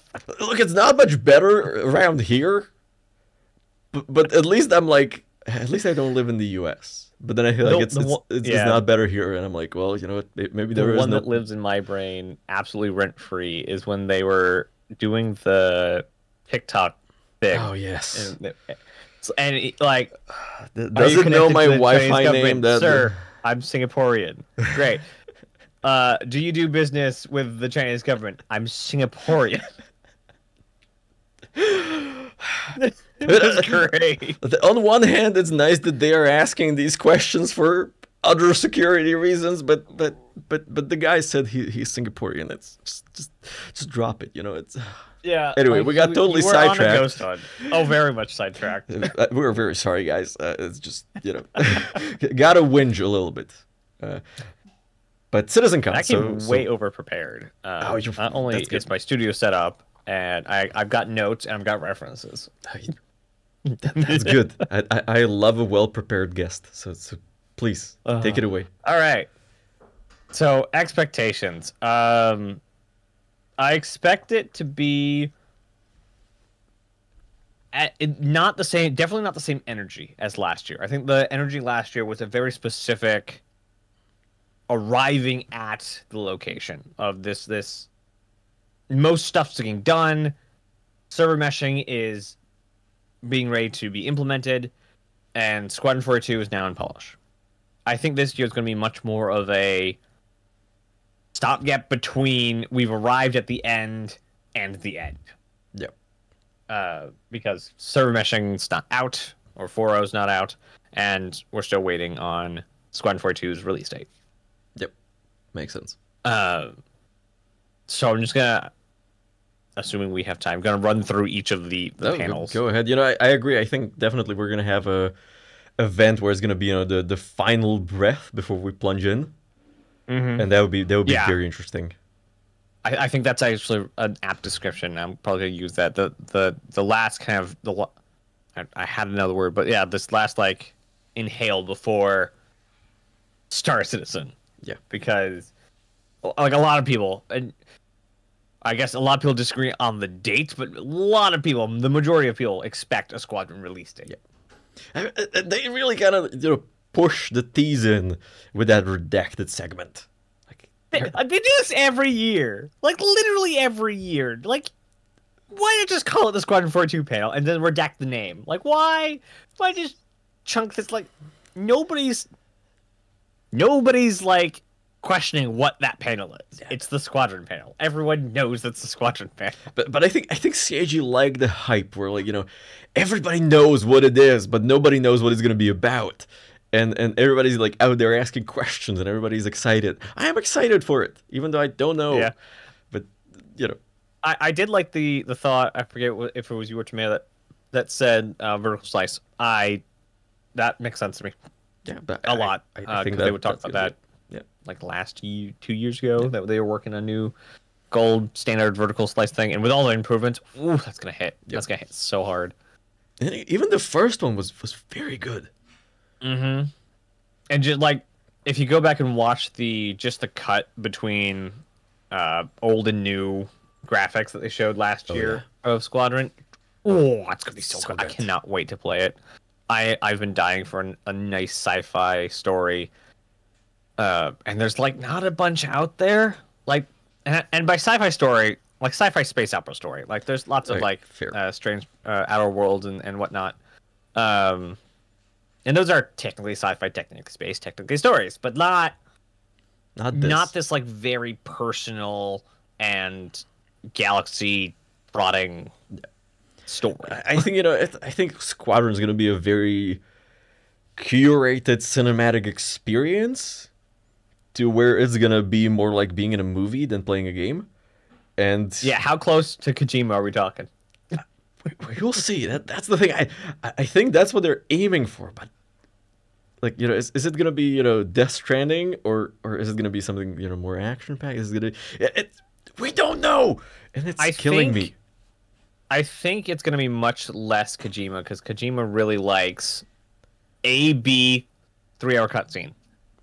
And True. Chris is much more open world focused, and he's gonna say, "Hey, you can do A, B, or C, and then D, and then a stitched cutscene." So a cutscene that basically blends your current situation to the next scenario. Let's not lick the microphone when we're live. Thank you. Aw, you have a cat too. Of course. Yeah, I bought an apartment, so I was like, I need a cat now. Yes. Roommates are necessary. Yeah, no, so I went to a cat cafe, and this one licked me. So I was like, okay, you come with me. You're my friend now. Yeah, we're friends now. So now she is here and licks everything, including the foam behind me. She very much likes chewing on that. Interesting. My cat just likes kicking my mouse off my desk and breaking it. Oh yeah, no, she likes all those things. Stealing socks. So, big one. Yeah. So, I guess we talked about the Squadron one. Jumping back up to the top of the list. Brave New Worlds. It says introducing Genesis. I think Genesis is not new, but it's all the stuff that they've built for building systems. Just packaged and branded. Yeah. I think there'll be a couple new things in there that we haven't heard of. But I also think it will be the definition of how we go from we've been in Stanton and it's not done for 8 or so years. Yeah. Pyro took 3 years. True. Yeah, and I think the big thing we're seeing over the last year or two is that they are all these tools and systems they're creating to make the verse, they're starting to package them and name them. Because we saw it with Quantum and Quasar, that was the first. Then Star Engine became a thing officially. It became a trademark. It didn't exist until then. It was just Lumberyard reskinned by CAG. And Lumberyard is just reskinned CryEngine by Amazon. There's a lot of wrong with that sequence of events, but well, as long as it works for them, because like CIG run on AWS hardware for servers, and Lumberyard gives better tools for working with AWS hardware for networking, so it makes sense they would use it. So probably saves them a little bit of work. A great video for you to detail the evolution of which engine CIG used. There is. I wish I knew more about CryEngine for that one, because there is a lot of lore there. What Wiki's for? True. But it is the shenanigans that went on with CryEngine, like where it broke off and which games used which version. Because even in like there was one game, I forget which one it was, that they had CryEngine 3 out, but Crytek used CryEngine 2 to build the next game, even though they had a more modern version of their engine. Yep. It's hilarious. Anyway, the whole engine thing, superior. But yeah, they really kept on, because they sort of introduced Star Fabric, or they have it mentioned in there, and now they're using I think they mentioned Genesis before, and an ISC or around the verse way back in the day, but now they're sort of branding that name. And maybe I'm thinking, maybe they will try to, sell these things to other companies to do stuff with, which would be very weird, but also weirdly interesting. It's definitely not unheard of. See Epic Games. Yep. But as I forget who said it, somebody said it. One of the executives last CitizenCon. Somebody actually asked them, "Hey, now that Star Engine is a thing and you've named it, are you guys planning on licensing it and selling it and that?" And apparently, according last year, there is no plan, and they are not interested in being a support company for other companies using that's good. They don't need it at this point. Right. Like that's gonna be a post-release thing where they might want to farm out different things to different companies, or maybe other companies will be interested in the engine, because right now, sure, we have a lot of interesting engine features, but it's not something that Unreal wouldn't be able to provide for you, and that's already an established platform. Sure, the terms and conditions are a little predatory, but well, what isn't at this day and age? So yes, CIG no longer is your friendly neighborhood indie company. It is a full-blown worldwide company, treated as such. Big company bad. It is a corporation. It operates like a corporation. It will always be a corporation. And I'm all about that corporate lifestyle. Adjust accordingly. Yep. I also think this panel is going to detail how we get from even Pyro taking 3+ years withstanding tech to we're gonna have to get more than one a year if we're gonna get up to the 80+ they have. I also the other systems is actually further down. Then a social universe. That's a weird one. Benoit said earlier this year something about org tools. Stay tuned for a special event later this year. Oh, that would be fun, because org think this is suck. Yeah, well, org tools. What org tools? You haven't made any, so we don't have any. Don't you know you're the app maker now? Oh yeah.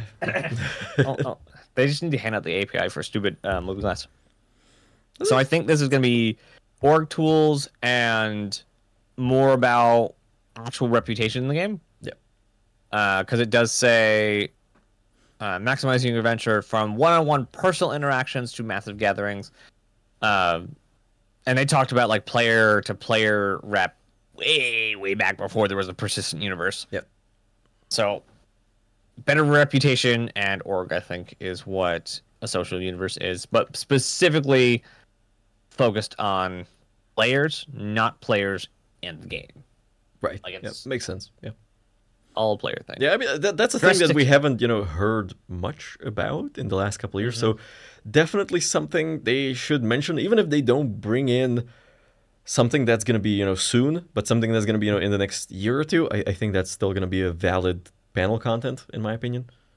And they've like hand waved it because Turbulent's job. This is all of the org stuff is Turbulent. Yeah. And they're like, no, they're working on meshing. And now that we have the giant like update to the site that just happened, it's obvious that they now have some overhead. So I imagine we'll be getting, if not like org 1.2, whatever the next very small increment is soon, we'll be getting the outline of what org 2.0 is going to be. Yep. In the next for release within the next year. Yep. Agreed.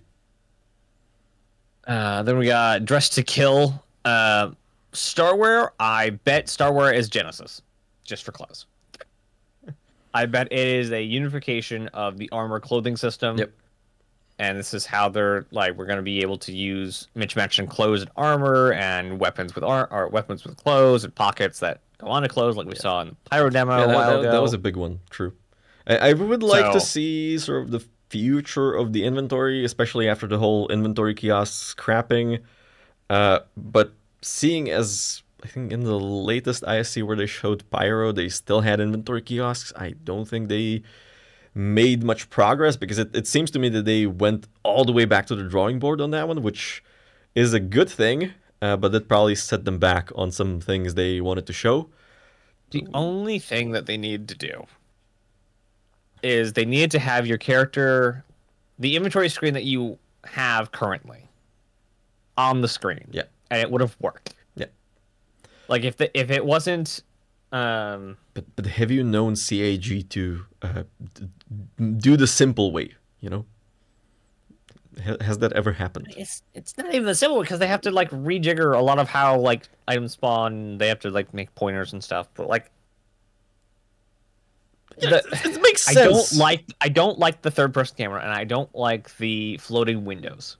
Me neither. Especially without seeing like because all the UI is supposed to be diegetic. All the UI is supposed to be tied to either contacts or HUDs, like visors you have. And hitting I and having these giant floating windows beside your character is contrary to the entire design of the entire UI of the game. I agree with you. I absolutely agree with you. I loved the look of the item bank UI. Yeah. It was really good. And we did get out of it smaller icons, which I was really happy to see. And search. We got search. And search, and we don't have search anymore. We have the smaller icons, but we don't have search anymore. You absolute ningampoops yelling about a feature that was an improvement. It was one more click, guys. Yeah, I mean, Just what? I know I gave a lot of shit about the inventory kiosk and for a good reason. But I liked the idea. I liked the UI. I liked how it fit into the verse. I just didn't like that it followed cargo elevators that closely, where we know they don't need that drawer step in there because there is no drawer step right now. So we know they don't need it. So just let me drag stuff from my inventory onto a slot on my character, and it's gonna work so much better. And everyone's going to be if happy. they just do that one change, like everything's fixed. Yeah. But that will probably require a ton of rework, so they probably couldn't get it done, in that release. So I suppose rolling it back made sense, even though... Yeah. It's kind of a weird move. That's like only the second feature ever to be rolled back. First one was the hover mode. And nothing else got rolled back ever. I know there was more. They've done more. No, especially stuff when it gets into PTU and then they dip it out. Well, they had some technical stuff be rolled back, but sort of like for technical reasons. This was purely because players. Oh yeah, flight tunnels for landing. That also got rolled back, but not in the PTU. That should be coming back though. That should be coming back. That's true. I don't remember where I heard that, so I can't actually define or give you references for that one. But I'm pretty sure that one's coming back because imagine 500 people trying to land an ArcCorp running into each other because they don't know where their flight path is. Yeah, no, Giving everyone their own flight path will keep each other out of each other's way. no, the thing there was that it was a good feature. The UI, like the AR display for it, was not great. Yeah, it was kind of but hard to figure out where it was. But you know, if they sort of implemented it better with the new MFDs and the new UI, maybe added, you know, landing cameras, I think it could be a good feature. I like where they were going with it. It just needed a little bit of work, especially when more people start landing, like you said, and like Nam is saying in the chat, without the ATC auto control, where it just would kind of, because the main thing I didn't like about it is that you went a little bit off center in that flight tunnel, and it would just yank the controls away from you, and that's not good. Yeah, I'd love to see it with both auto land, but like auto land from where you call ATC, and it flies you all the way down, not just my favorite auto land feature if in you're Elite in the Dangerous. Oh yeah, you're in range of ATC. Turn off your throttle. We will auto land you. Done. Yep.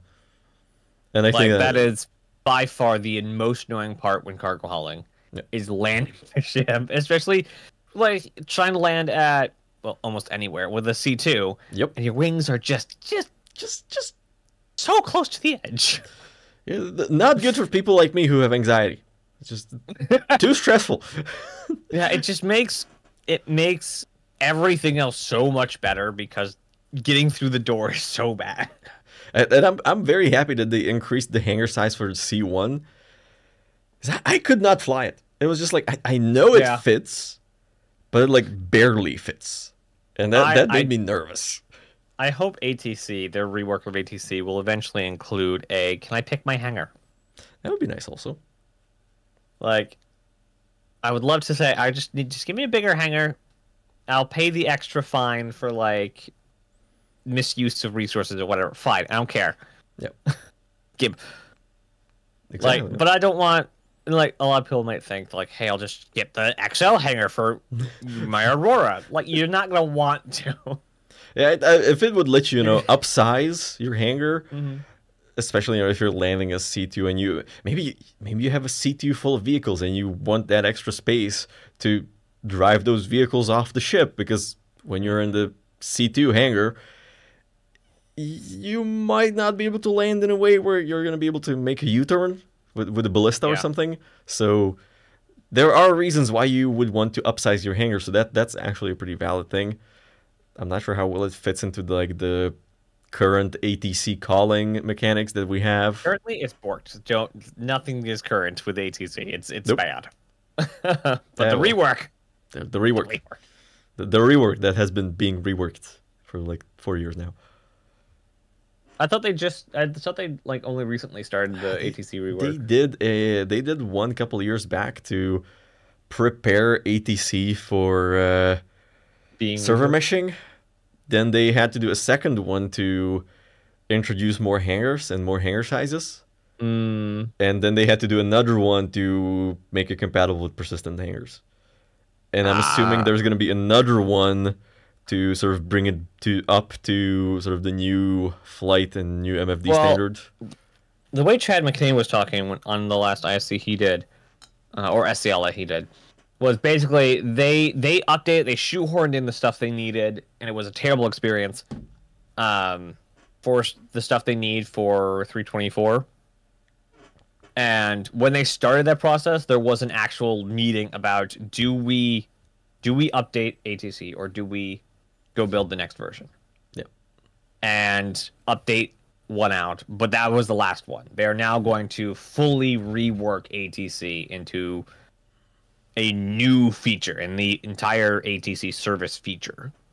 That's good, because I mean, with a project that runs as long as Star Citizen, yes, you can update things indefinitely, but eventually, if not through the development of everything else, but through the development of just the language and the toolset you're using, you have to rewrite things from the ground and make a completely new version of it.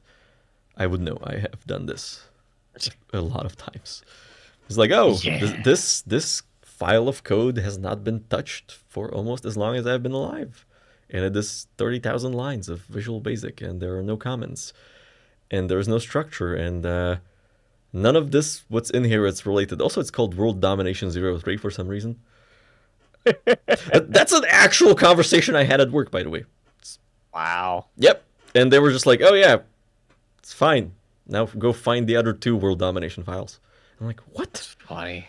What? Have you ever seen anyone code not center mounted, but with their code aligned to center? That is heresy. That is absolutely heretical. I saw that on Twitter the other day, and I'm like, yes, I need to do this now.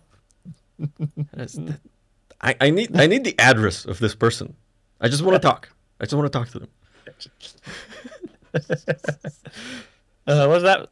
It's my coding suitcase. It's like, oh yeah, let me grab my phone, see if I can call for exterminatus. Like center alignment on code. That's worse than light mode. In an ID. Oh yeah, no, light mode is not allowed. But light mode on the ID doesn't irritate me as much as people who have themes in light mode. Like, how do your eyes not hurt looking at that all day? That's their secret. Their eyes always hurt.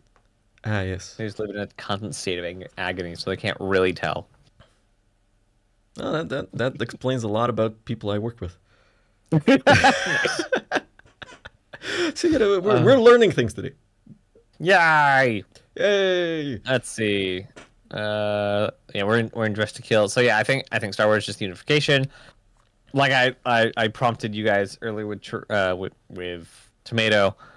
I have no idea who the CitizenCon guest is, or CitizenCon legendary friend. Miles is, I guess, the best guess I could get, because like that was a CitizenCon thing. But like the Worm, Miles, Mark Hamill, I don't know. Nobody knows. Was Mark Hamill on a CitizenCon? I guess. Well, I guess for the squadron demos. Yeah. But I don't think it'd be in a clothing thing. I don't think the Worm would be in a clothing thing either, even though I like the idea, unless they're putting like a nice little trench coat on the Worm. I don't know. I'm gonna do some research later today. I'm gonna figure that one out. But I did get caught up on that note as well, on the schedule, and I'm like, can't think of anyone that would like fit. I need to figure out if Tessa is ever in there, but then clean clothing as well. Clothing. Yeah, maybe they will just do like a faction visuals redrop type thing. And like, here's the thing, with how popular ChatGPT and the AI is, I am like almost certain that at some point in the writing process, those panel descriptions have gone through ChatGPT. So, like, can you really trust what's written in there? Like, you see, like, would CIG do that? I wonder what would happen if you send that back through ChatGPT and ask it, who is the legendary thing? I'll try that later, too. Yeah, good. Let me know how that goes. I will. The next one being Beyond Pyro. That's pretty obvious, I think. I'm super excited for this one, mostly because I'm so done hearing about Pyro. I'm so done with pirates and the grungy look of everything and everything falling apart and the crap look of everything. Oh my gosh, I'm ready to get to greener pastures. Like, look, I am very happy for all the outlaw players. Like, yes, absolutely. I'm happy you guys get content. I'm happy you guys get your place in the verse. But like, I would like to see a place that does not have piles of trash everywhere. Just for a little bit, just go somewhere nice. Go somewhere warm. Somewhere where I'm not going to get shot the moment I step off my ship. Am I going to go to Pyro? Probably at some point, just to take a look around, take some screenshots. Am I going to die immediately? Probably yes. As a cargo hauler, Pyro is very important to my money making, because the most lucrative routes are going to be between the two systems. So, well, yeah, someone's going to sell them water. Sell them water and then bring whatever it is that exports from Pyro back to Stanton, because people can buy it.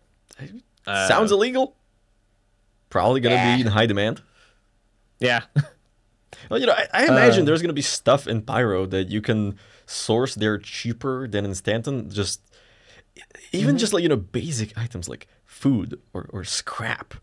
Because like Yeah. in Stanton, when you want to sell scrap, people are inevitably, from an authority's perspective, going to ask, where did you get that ship that you scrapped? In Pyro, nobody asks these questions. Same with like, oh, Yep. food might be cheap in Pyro because like health and safety standards. What? Yeah, even like bringing scrap to Pyro, because in Pyro, scrap probably is a lot higher of a commodity because it's much more useful in Pyro. It's like, oh yeah, I have a half damaged ship. I'm just gonna drop it off at the scrapyard, and they will pull off whatever they want from it and give me some money. No one's gonna buy this in Stanton, but in Pyro, someone might be interested in like half broken down power plant. Yep. Maybe they can fix it up. I don't know. I'm just dragging in the ships. So yeah, absolutely in agreement on there was going to be a lot of commercial opportunities there, and bring in essential stuff like components and armor and food and water, and bringing out weapons and gear that's banned in Stanton. Bringing back railguns, sniper rifles, machine guns, that stuff that you can't buy in the UE. Not And without I hope reputation. I hope there's like their drug labs are also bigger. Yep. Because like no one's gonna care if you're like devote an entire space station to making drugs. Nobody cares. In Stanton, you have to keep it kind of smaller scale and be able to bug out the second the authorities arrive. Yeah. And Byron, nobody cares. Plus, Nobody cares. do you have any idea how high must the cocaine consumption be on Microtech? No way Stanton can supply that.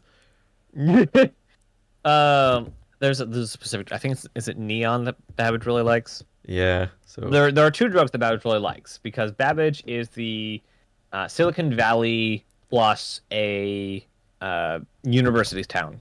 yeah. So you have two main drugs. You have everyone's off work and partying drug, and then you have I need to study because my test is tomorrow drug. Yeah.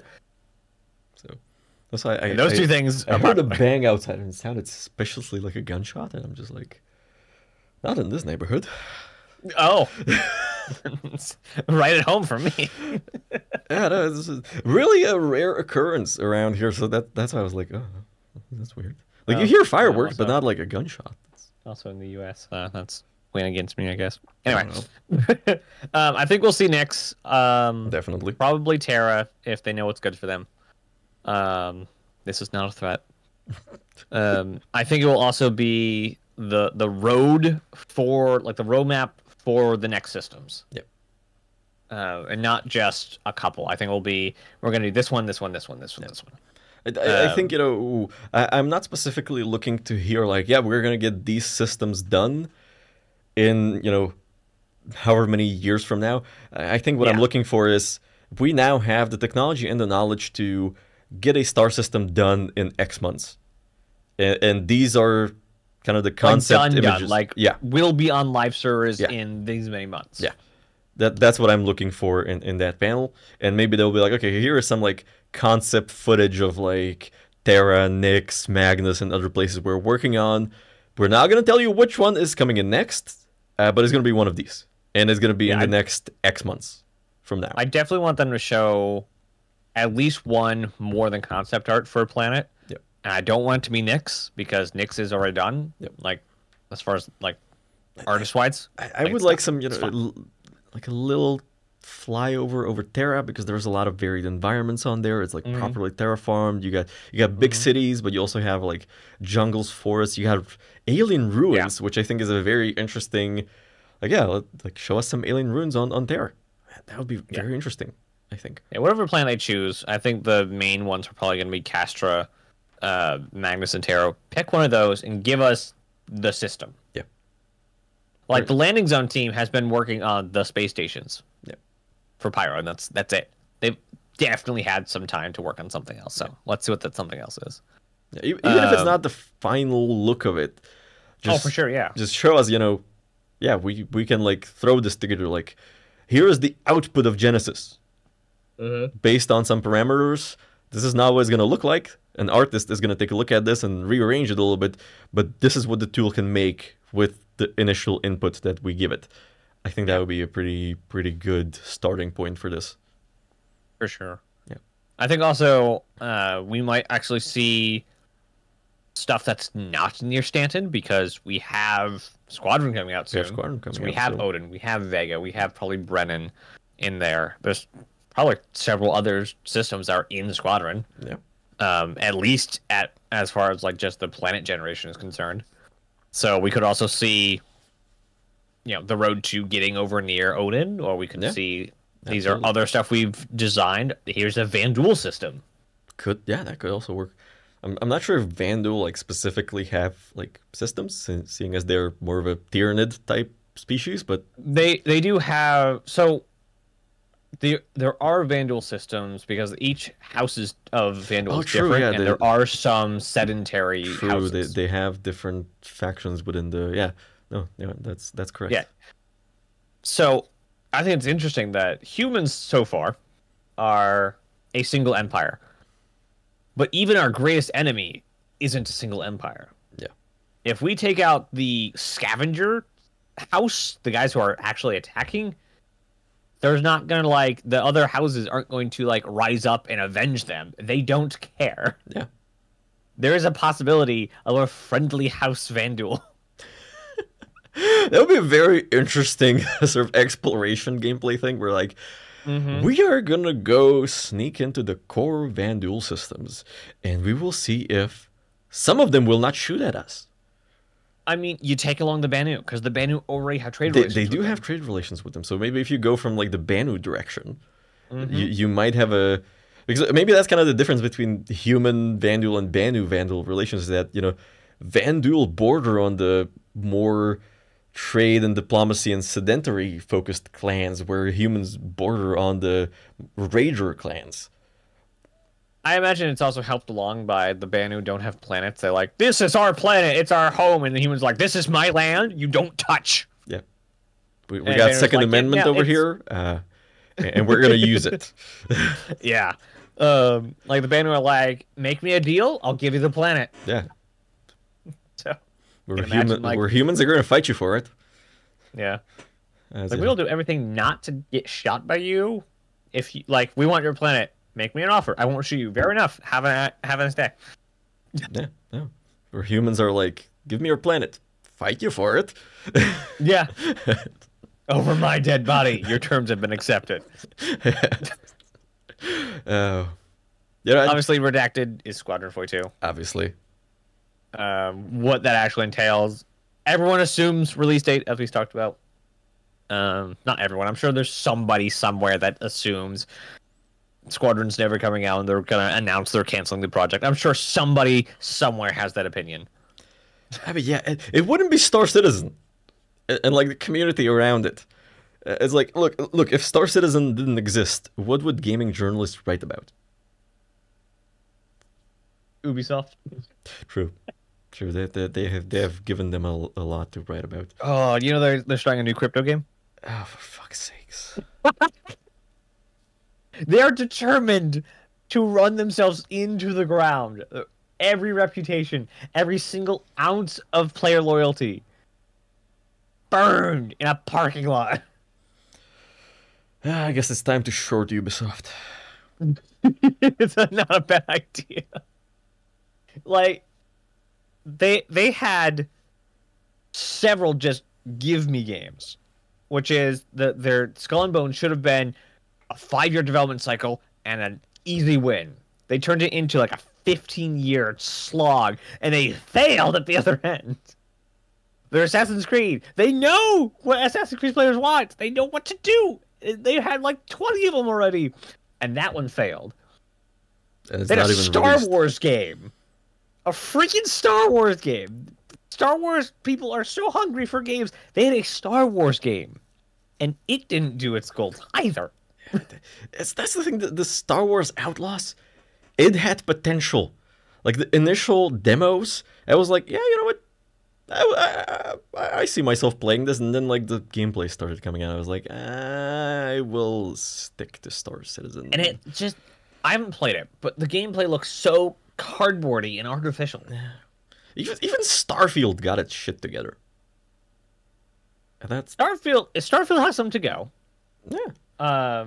But I do like Starfield though. Starfield's pretty good. It is on my list. Like I will play Starfield. I have watched a lot of Starfield gameplay, like Just from release when you to go now. into it, don't take the storyline seriously.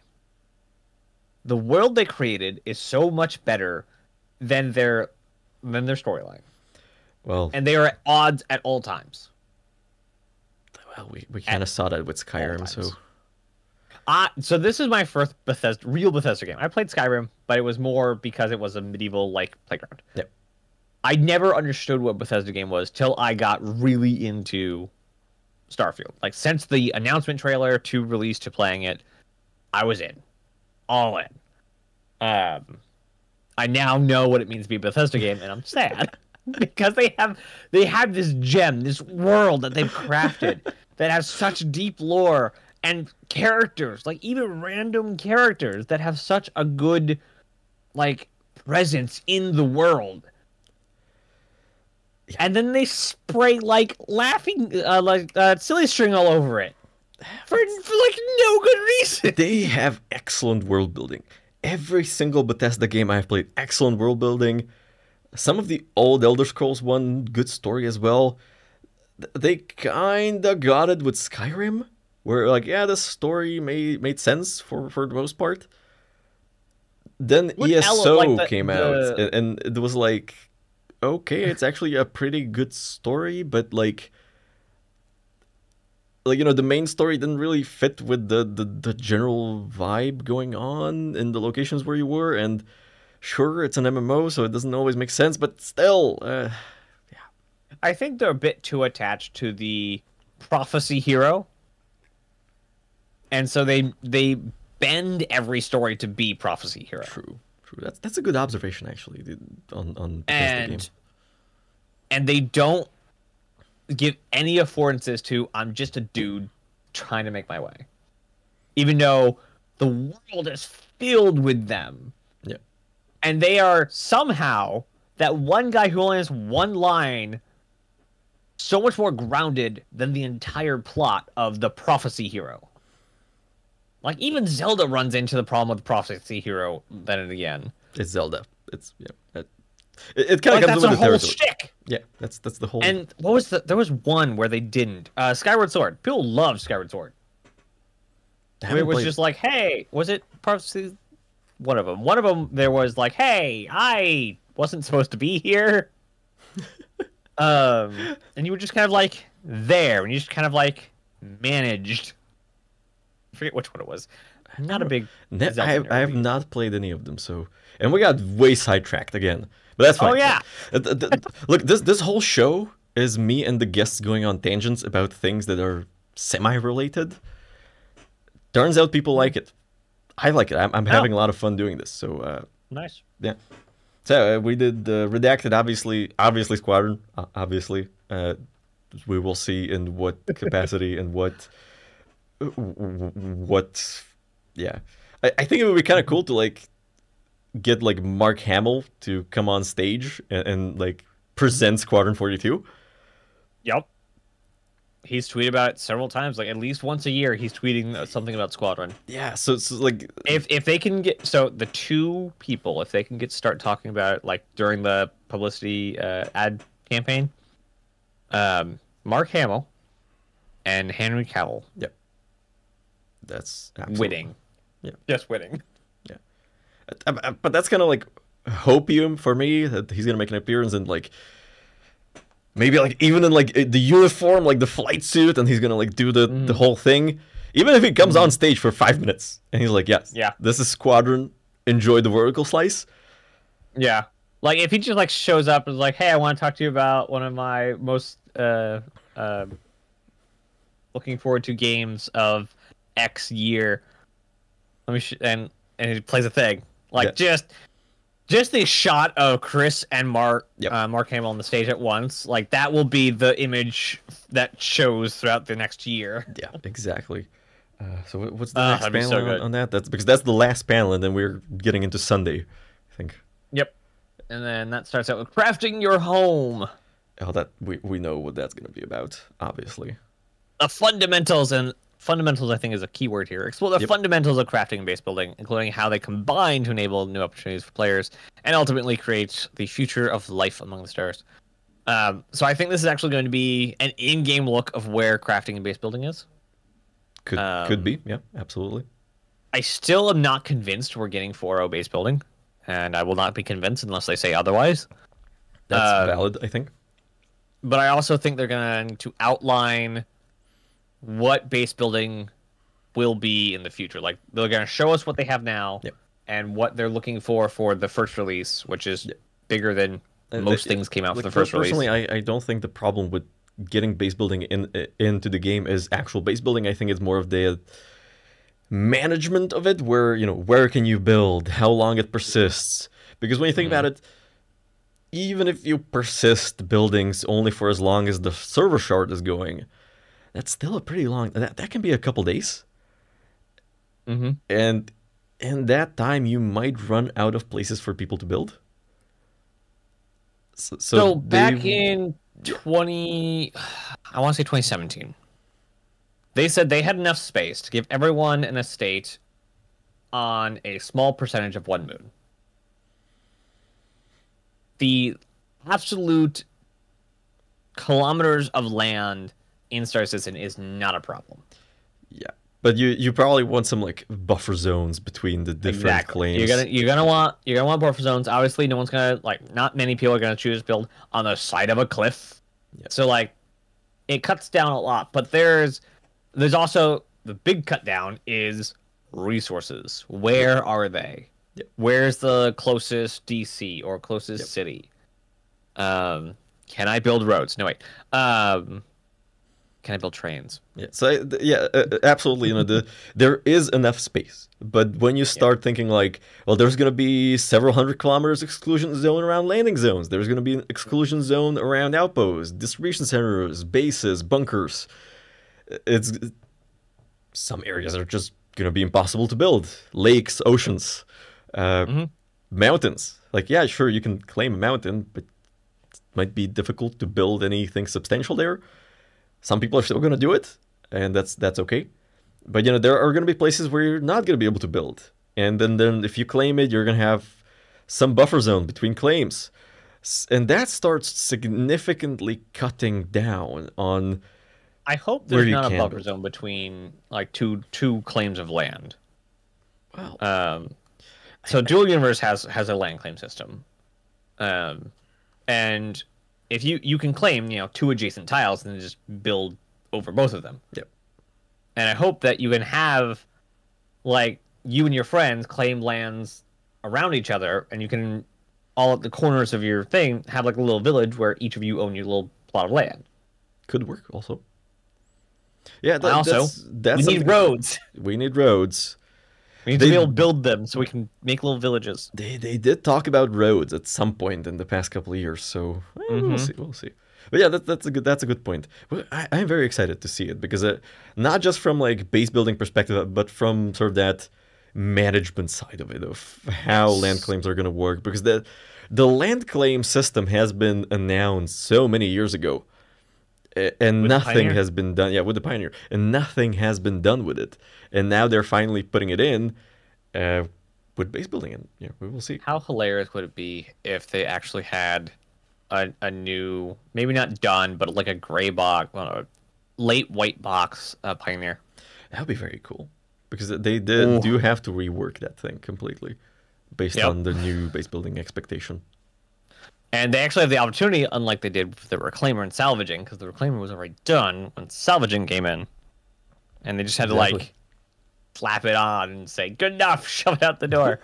But they had the opportunity to, like, say, hey, this is what base building is. How do we make the Pioneer fit in now? Yeah, absolutely. I imagine it's more drone base. Yeah, probably. Or, you know, more of a giant fabricator type thing. We'll see. And then slightly adjacent to that, Captains of Industry, which also talks about primary tools for base building being ground vehicles and ships. Yeah. I also think this is the greater vehicle panel. Yeah, agreed. I think they might introduce refining on this one. You think they might talk about the Expanse again? I think so. I think I'm kind of thinking, maybe they might have the expanse ready to go with refining gameplay. That would But make sense with all the leaks and stuff. Not leaks. Sneak peeks we've been seeing. All this exactly, stuff. exactly. And Yeah. but I think I agree. It's gonna be like kind of the general ship panel. Mm-hmm. I think maybe they will do more industrial ships now, and that might Mm-hmm. hint the direction where they're gonna go after Pyro with systems.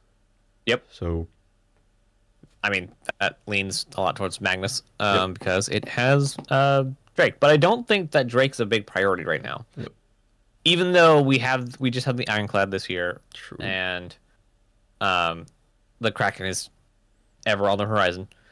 I think they are definitely going to focus on Misk next. So RSI is the kind of big focus with the Polaris, with the Galaxy, and the Perseus, and we got the Apollos that are supposed to be being worked on that aren't being worked on anymore. Yeah, The I agree. Zeuses. Misk, maybe Argo is gonna get a little bit of attention because they have a lot of industrial stuff going on. And we just got the Atlas as well. Yeah, so a lot of directions that they can go with vehicles and ships in that. Especially when they direction. say like captains of industry, that's very Misk focused, very Argo Very focused. Yeah, definitely. Don't apply if your name starts with an A. That isn't Argo. Yep. There's just too many of them. Too many Aegises. Yep. I think we're gonna get a straight to flyable RSI. That's what I'm thinking. Just because there's more RSI stuff, and when they tend to have a lot of one ship coming out, they tend to just add another one.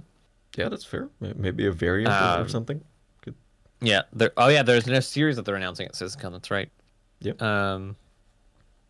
I think. Oh, that's right, because that's what they've been doing. So yeah, we're gonna get an announcement to what's gonna be next year's Zeus or last year's Cutter. Yep. Or Spirit. Forget which one. They announced it there, and we get it right before. So it was last year, Spirits. They announced it, Zeus. and the next year they said, "Yep, it was ready." And Zeus was the same this year. So we're gonna get no one of those. Hopefully, they continue it being medium ships. Yep.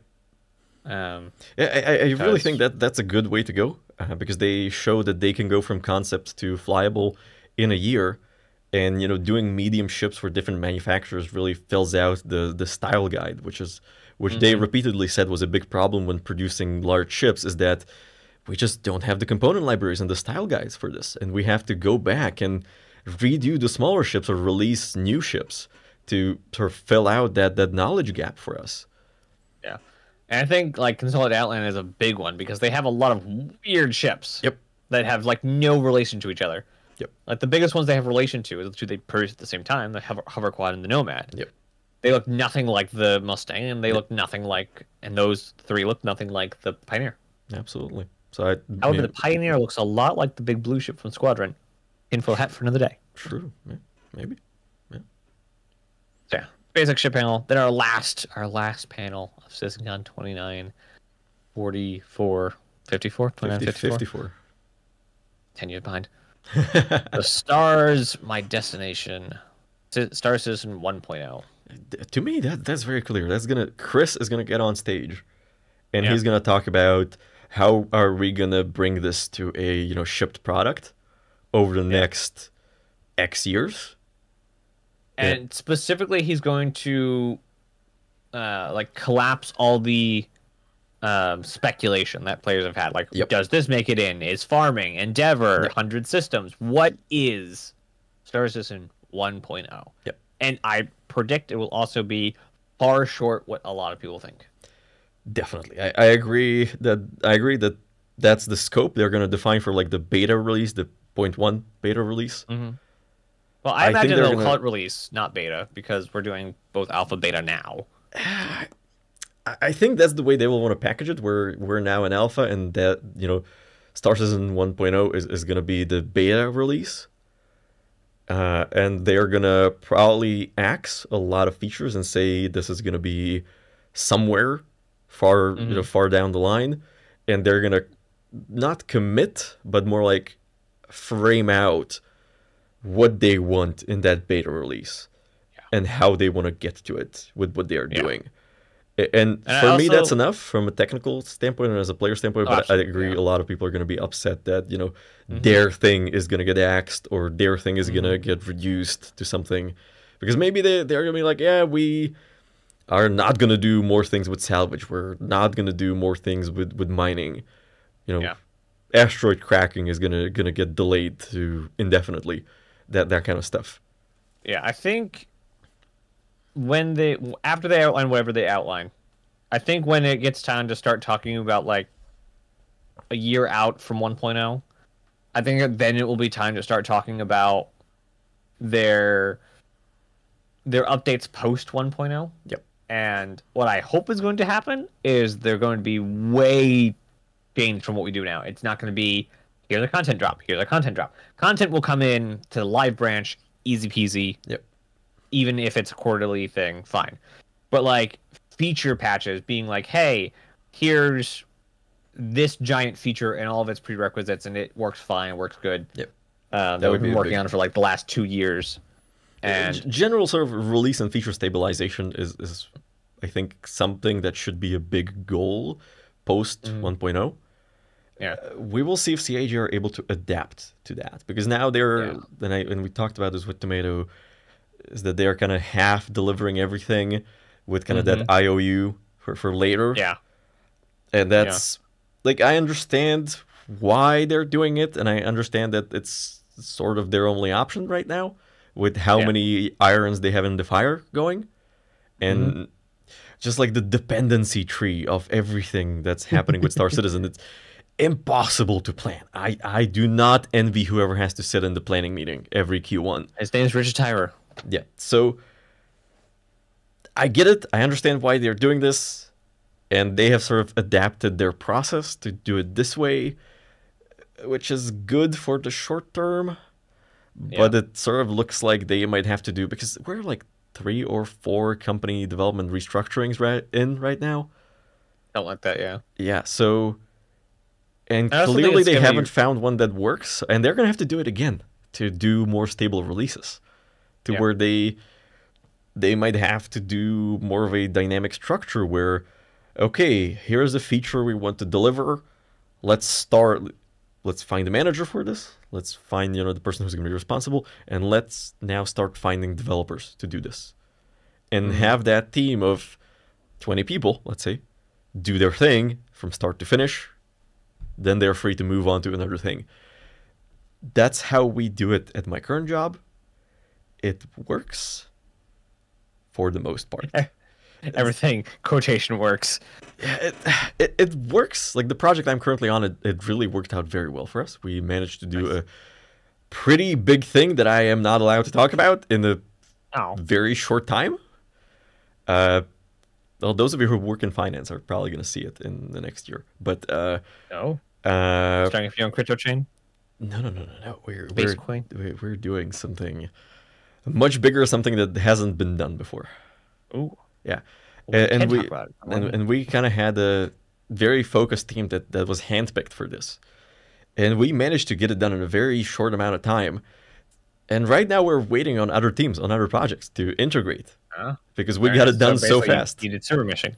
Kind of, yeah. And Nice. I think that's the way to do it for Star Citizen once they want to do stable releases. But the caveat there being, I am not a manager. I'm a senior developer. I look at this as a developer, not as a manager. That's my caveat on this. Like, Yeah. I know that managers look at different things, because I, as a developer, look at how to make this development more convenient and faster for myself, where managers look at different metrics for this. Yeah. And I think when we start closing on 1.0, and like not now when they say what's not coming in 1.0, but I think when we get closer to 1.0, it'll be very imperative that they outline those cut features and in what order and in what way they're coming in.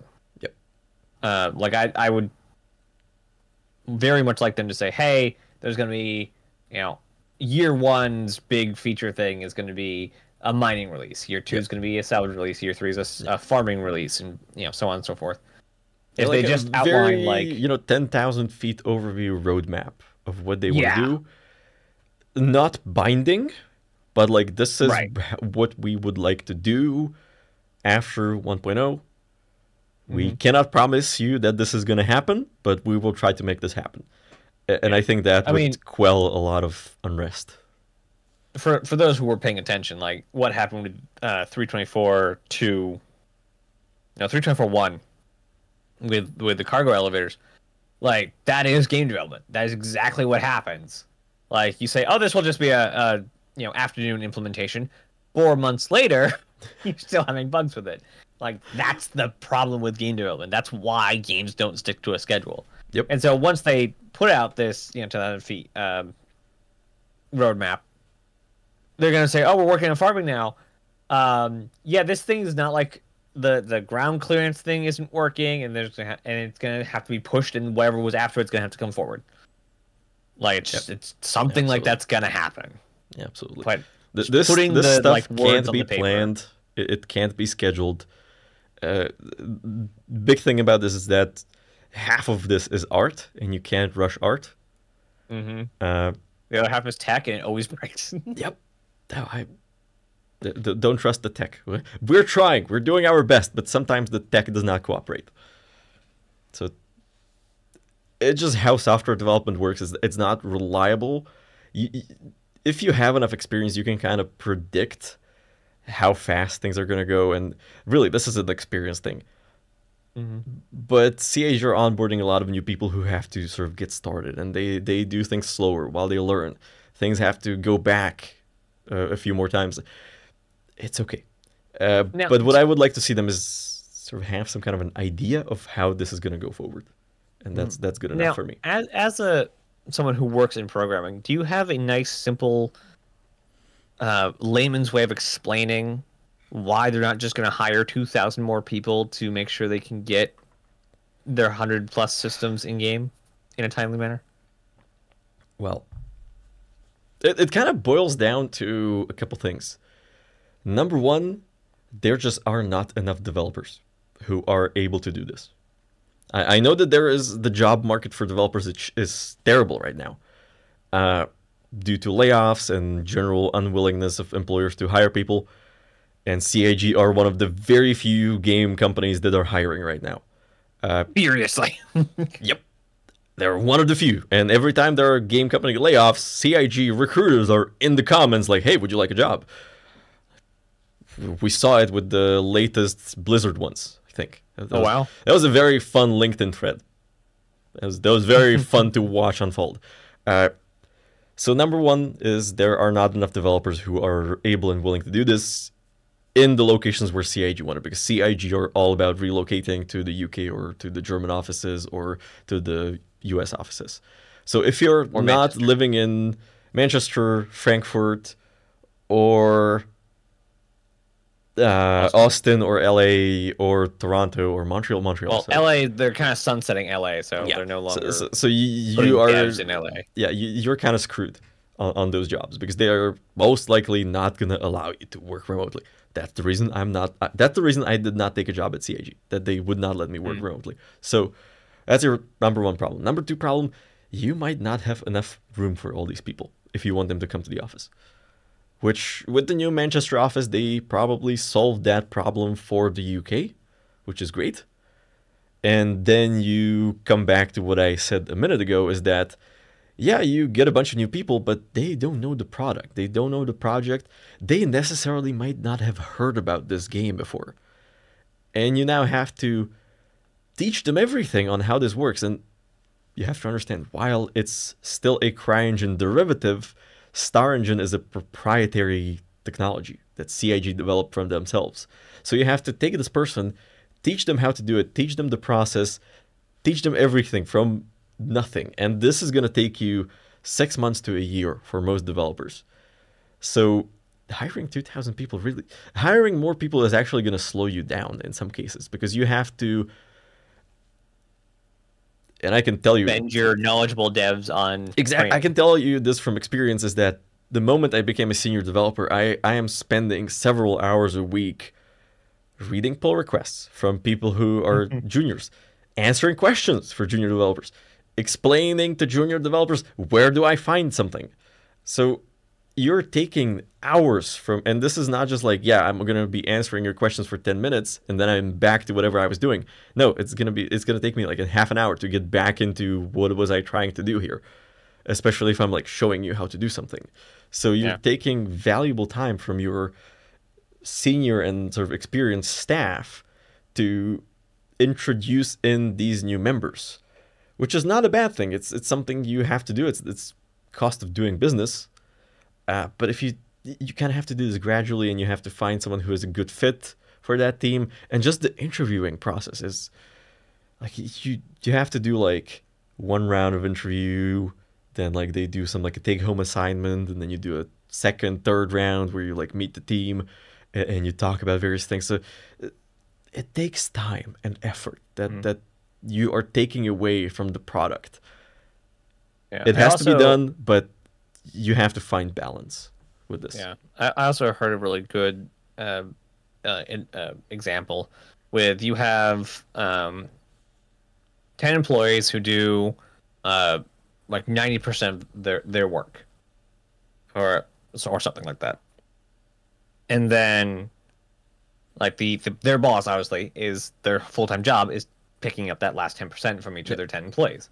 Adding a 11th person will not make the team better, because now the oversight has 110% work needed. Yep.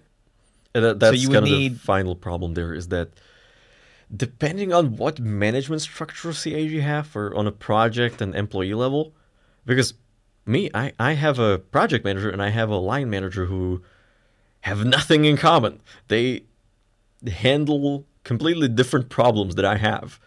And these guys never need to talk to each other. So CAG might be doing a similar thing, CAG might be doing something different, but you still need someone to be the manager and do the admin for all the people you're hiring on various levels.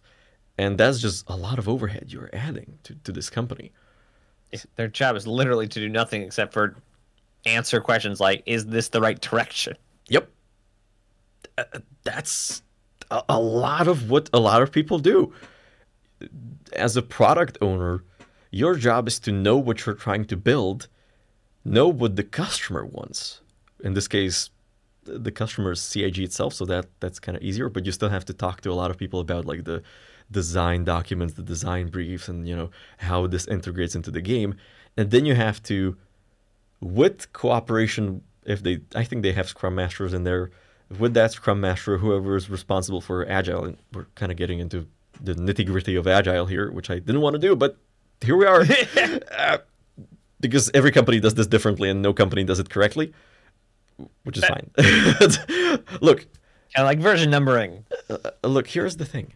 Agile was made by 5 people who didn't like the waterfall development model. Oh, Pacey, you're a Scrum Master. Great. So you're going to correct everything I'm talking about. So Agile was made by 5 people who didn't like waterfall, so they went to a cabin, got high, and wrote down the Agile guidelines. Oh my god. And now everybody's using it. Story? Yep. No, it's well, nobody says that they got high, but it's kind of implied in what happened. Yeah. No. That makes sense. Does it work? Yes. Do companies use it correctly? Absolutely no. I have never seen in all the companies I have interviewed or worked at them do Agile the way the guidelines describe Agile, which is probably a good thing because the guidelines are not that great. But there is kind of the footnote on them is that you can sort of pick and choose how you do it. Mm-hmm. And it works for most people. And I think CAG have their own version going. But yeah, as a product owner, that's sort of you're a person responsible for refining. Figure out how it's going to work. And then they break it down into parts that people can work on. DAG is assigned to developers, designers, artists. And they get it done, and then it integrates together. And this process, it just gets streamlined with experience and as you introduce new people in there. Which we've seen a lot over the past couple of years, past 3 years. Yep. Yeah. I mean, they know what they're doing. They're still figuring out the process of doing it. But that's kind of how it works. And you have to understand that in software development, and I assume it also works in game development, is that you are gaining experience as a person, as a developer, as an individual, as you work on the project and the different features, you're becoming more familiar with the code base and the project you're working on. But at the same time, you are gaining knowledge and experience as a team, if you're working as a team on a feature, and as a company as you're building the product. And that takes years. And CIG have made great developments with this. And we saw this with, when you look at it, we're getting features more often. We're getting a quarterly release with content, which is great. They have done multiple development restructurings, which to me, like externally, to an external observer, that might sound like a bad thing. But to me, that means they realized that the structure they had was not doing it for them. And they created a new structure and they're working with it. And they're iterating on this, which is a good thing in my mind, even though it does slow down development for the first couple months after it happens, as people kind of move around and settle in. But again, cost of doing business is just how it works. And so much for my rant on why CIG doesn't hire more people, even though they're hiring more people. But you get. But why point. It's like not going to fix everything if they just like shotgun hire 2,000 people. It's the good old management proverb: is that 9 women are not gonna grow a baby in a month. Is the same thing. So you don't just need people, you need people with the right experience and for them to be in the right place and have the right management and the right plan. Getting all of these things aligned is very difficult. So far, I think CIG are doing a pretty good job given the size of the company and the size of the project. And I think it's unrealistic for us to expect better. But I'm hoping they will do better once we have 1.0. But that's wishful thinking for the most part. And a lot of hopium for me, at least.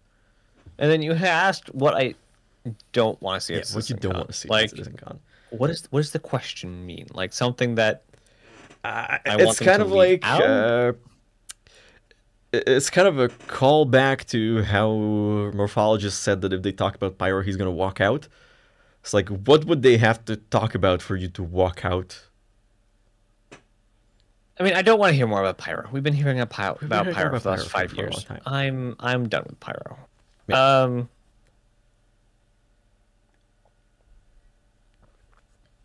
I guess outlaw stuff is the same kind of thing. Yeah. It's like be your own outlaw kind of thing. If they talk about like any kind of like, if they talk about lawless gameplay in any sort of like new shiny way, that would absolutely make me want to walk out. Yeah, because they kind of talked about that a lot last year, and they had a bunch of ISCs on it. And I feel like there was not much to add on that. Yeah. Maybe stuff that's not in here that I definitely want to see is building interiors and the underground for DCs. Absolutely. Yeah. But I don't want to hear I understand Pyro's on the horizon and they might want to do some Pyro's done and we're moving on kind of footnotes. But where's all the lawful stuff that to match this amount of force we have in the lawless sectors? There's just so much run, gun, and lawlessness in the game. Heck, there's an entire structure built for lawlessness being the prison. There's nowhere near, at least I feel, and it might be incorrect on paper, but there's way more focus in the game of lawlessness than law-abiding and making law-abiding interesting. When there's plenty of work going into making lawlessness interesting. That's a very good point, actually. I do hope we see more of that, even if it's just kind of the thing I would like to see is, now that Pyro is in, we're gonna tighten up security in Stanton. It's gonna be actually difficult. Base building actually, they did touch on that with if you pay your taxes, are in a security zone, your benefit for being a lawful player is within minutes. The advocacy will be at your base protecting it. There was the panic button. If you have basic defenses, shields and basic turrets, you should be good to just have your base there. Yeah, exactly. So I'm hoping they will touch on that, kind of bring a little bit of balance. Obviously, I'm very happy for Outlaw players. I mean, they have been kind of starving for content over the last couple of years, so I am very happy they're getting something. But now I would like to see the other side of the coin. We will see if CIG deliver. From the panel descriptions, doesn't look like it. But they surprised me last year, so... There's a lot of could go either ways, and Yeah. a lot of descriptions Exactly. of a lot of the panels. Exactly. So I think we're done. Yeah. That's all. Hey, that was a long episode. I think that's the longest episode sorry. so far. No, I have that effect on podcasts. I know, and I am very happy about it. Like I enjoyed the conversation. It was a very good conversation. I really appreciate you coming on the show. I was very nervous because for the first a lot of episodes I've been inviting people I know and people I play with, and I've been inviting a lot of people from ADI because like we're in the same org and we hang out. So I was very nervous about inviting people from the outside, like specifically reaching out to Tomato and you. I figure, the two of you have been in a podcast with me before, so I know what to expect. And now I'm kind of looking forward to, because the original idea was, I'm going to invite some people, but then we're going to pull some callers from the audience. And I'm kind of hoping as more people start watching, I'm going to get more people coming in to talk for 5 minutes. Just sort of in between the plans. Is this always on Sunday at 1? Always Sunday at 1. All right. I will make sure I tell everyone to go watch this at Sunday at 1. Sunday at 1. Oh, always. I originally I was doing this every 2 weeks, but I was like, you know what, I'm going to do it weekly. Because there's a lot to talk about. So yeah, at least you're not doing it on Saturday with like the gauntlet of the others. Yep. I do it on Sunday because Saturday is a lot of other things I do. And it kind of conflicts with staff meetings at ADI, and like I'm doing a D&D stream, and it's just a lot of conflicts. I do it on Sunday, and on Sunday I'm usually like pretty tired and like ready to sit down and like talk to people, and like I'm actually in the mood to be moderating something, Yeah, nice. I look forward to episode 13. Yeah, absolutely. Yeah. I'm gonna be looking forward to. What is episode 13? It's gonna be CitizenCon. Episode 13. Yeah, it's probably gonna be CitizenCon post, or I don't know. Maybe I will like pick a topic from CitizenCon, or I don't know. Like, are you gonna be like do it at the hotel after the whole thing? No, I'm flying out. I'm flying out this Wednesday. Then I'm coming back the Tuesday after that. There's not gonna be a show next week because I'm. Okay, so you're just gonna skip. I'm gonna skip next week because I'm quite literally gonna be, my social battery is gonna be dead. Like it's gonna be Friday, Saturday, Sunday of me, because this is my first CitizenCon, like first ever CitizenCon I'm going to. Yeah, I have not been able to get to one yet, so hopefully they do it in Manchester next year. I'm currently like middle of the East Coast in the U.S., so I could literally drive straight to the. If they do it in Austin next year, I will see if I can attend. It's way more affordable than LA for me. But yeah, first CitizenCon I'm going to, and I'm kind of going into that being a content creator and being known for being a content creator and for the Armory and the Holler Buddy, and I am very anxious about, because people are actually going to want to talk to me, and as an introvert, that's anxiety inducing, but I'm make sure the staff do know you're a content creator, because you do get special perks for that. How do I let the staff know I'm a content creator? Ask Paul. I don't know. I've never done it. Well, I tagged a bunch of them on Twitter when I posted the stickers and stuff, because I made holographic stickers with the Armory logo. I saw them, really nice looking. Yeah, they're very nice looking. I have a bunch of stuff. I wanted to give out Armory patches, but the manufacturer screwed me. Or they screwed up and they're not gonna get it done in time, so that's not gonna happen. I really wanted to get. I had them made, like I put in the order a month and a half ago, but the manufacturer kind of forgot to tell me that they were gonna be on vacation for 2 weeks. Oh, jeez. And then they were like in a backlog of orders, and then they were like, "We're gonna get it out by Monday." And then Monday came, and they were like, "Yeah, we're not gonna we can't. We're sorry." And I was like, "No. Damn it." But yeah, it happens. I'm sure they're going to be great when I get them.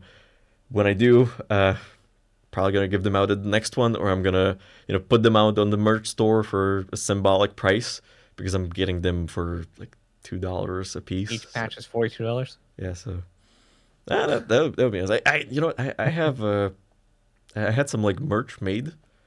I have a bomber jacket with the Armory logo embroidered on it. Nice. So I'm gonna be wearing that to the con. So Ooh, very nice. yep. So I'm gonna See be if I can very spot you on any of the cameras. Yep. I'm gonna be very recognizable. I'm gonna give all the staff a sticker. All the staff get a business card. Everybody, all the devs get a business card. So I'm gonna really shill on this one. Nice. I'm gonna drink a lot of coffee. And I get to talk to you after it's all done. Exactly. You're gonna get to talk to me when my social battery is in the negative. So exactly, networking. That's what I'm gonna be doing. Well, Naz, I'm hungry and I'm tired. So Same. I think Same. Yep. So let's I get. still have my own stream to do later today, Oh yeah. which was supposed to start an hour ago. I am very sorry about that. That's fine. Well, yes. Thank you very much for coming. I really appreciate it.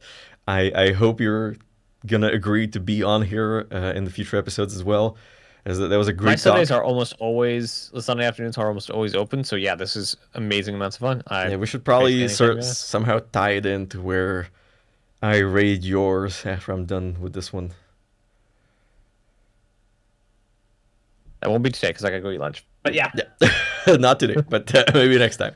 So thank you again. Yeah. Again, thank you so much for inviting me. absolutely. I Anytime. just realized I didn't actually say the name of my channel when I started, so I'm sorry. But the Nova Forge is on YouTube and Twitch. I do streams mostly, videos when I can manage it. Space Engineers, Star Citizen. Yeah, when I do the art. YouTube upload, do you want me to tag you as Nazeris or as NovaForge? Do the Nova Forge. Okay, Please. I will try to remember. If I don't, feel free to poke me with a sharp stick. Will do. Cool. All right. Thank you very much. Go enjoy your lunch. I'm gonna go grab some late dinner, and yeah. Thank you very much again. Appreciate it. Have a good one. CitizenCon. Thank you. All right, guys. That's a very long show. 2.5 hours of Comm Relay. For those of you watching live, appreciate you so much because we had a bunch of viewers for the whole thing. Appreciate you so much for watching it. For those of you listening at home, appreciate you for listening. The episode's going to come out on Spotify and on YouTube Music and on Apple Podcasts. And I will see you in 2 weeks with the post-CitizenCon Comm Relay and with, stay tuned for all the CitizenCon footage I'm going to have coming out. So thank you all. Fly safe. Thank you for watching. And I will see you in the verse, and good night.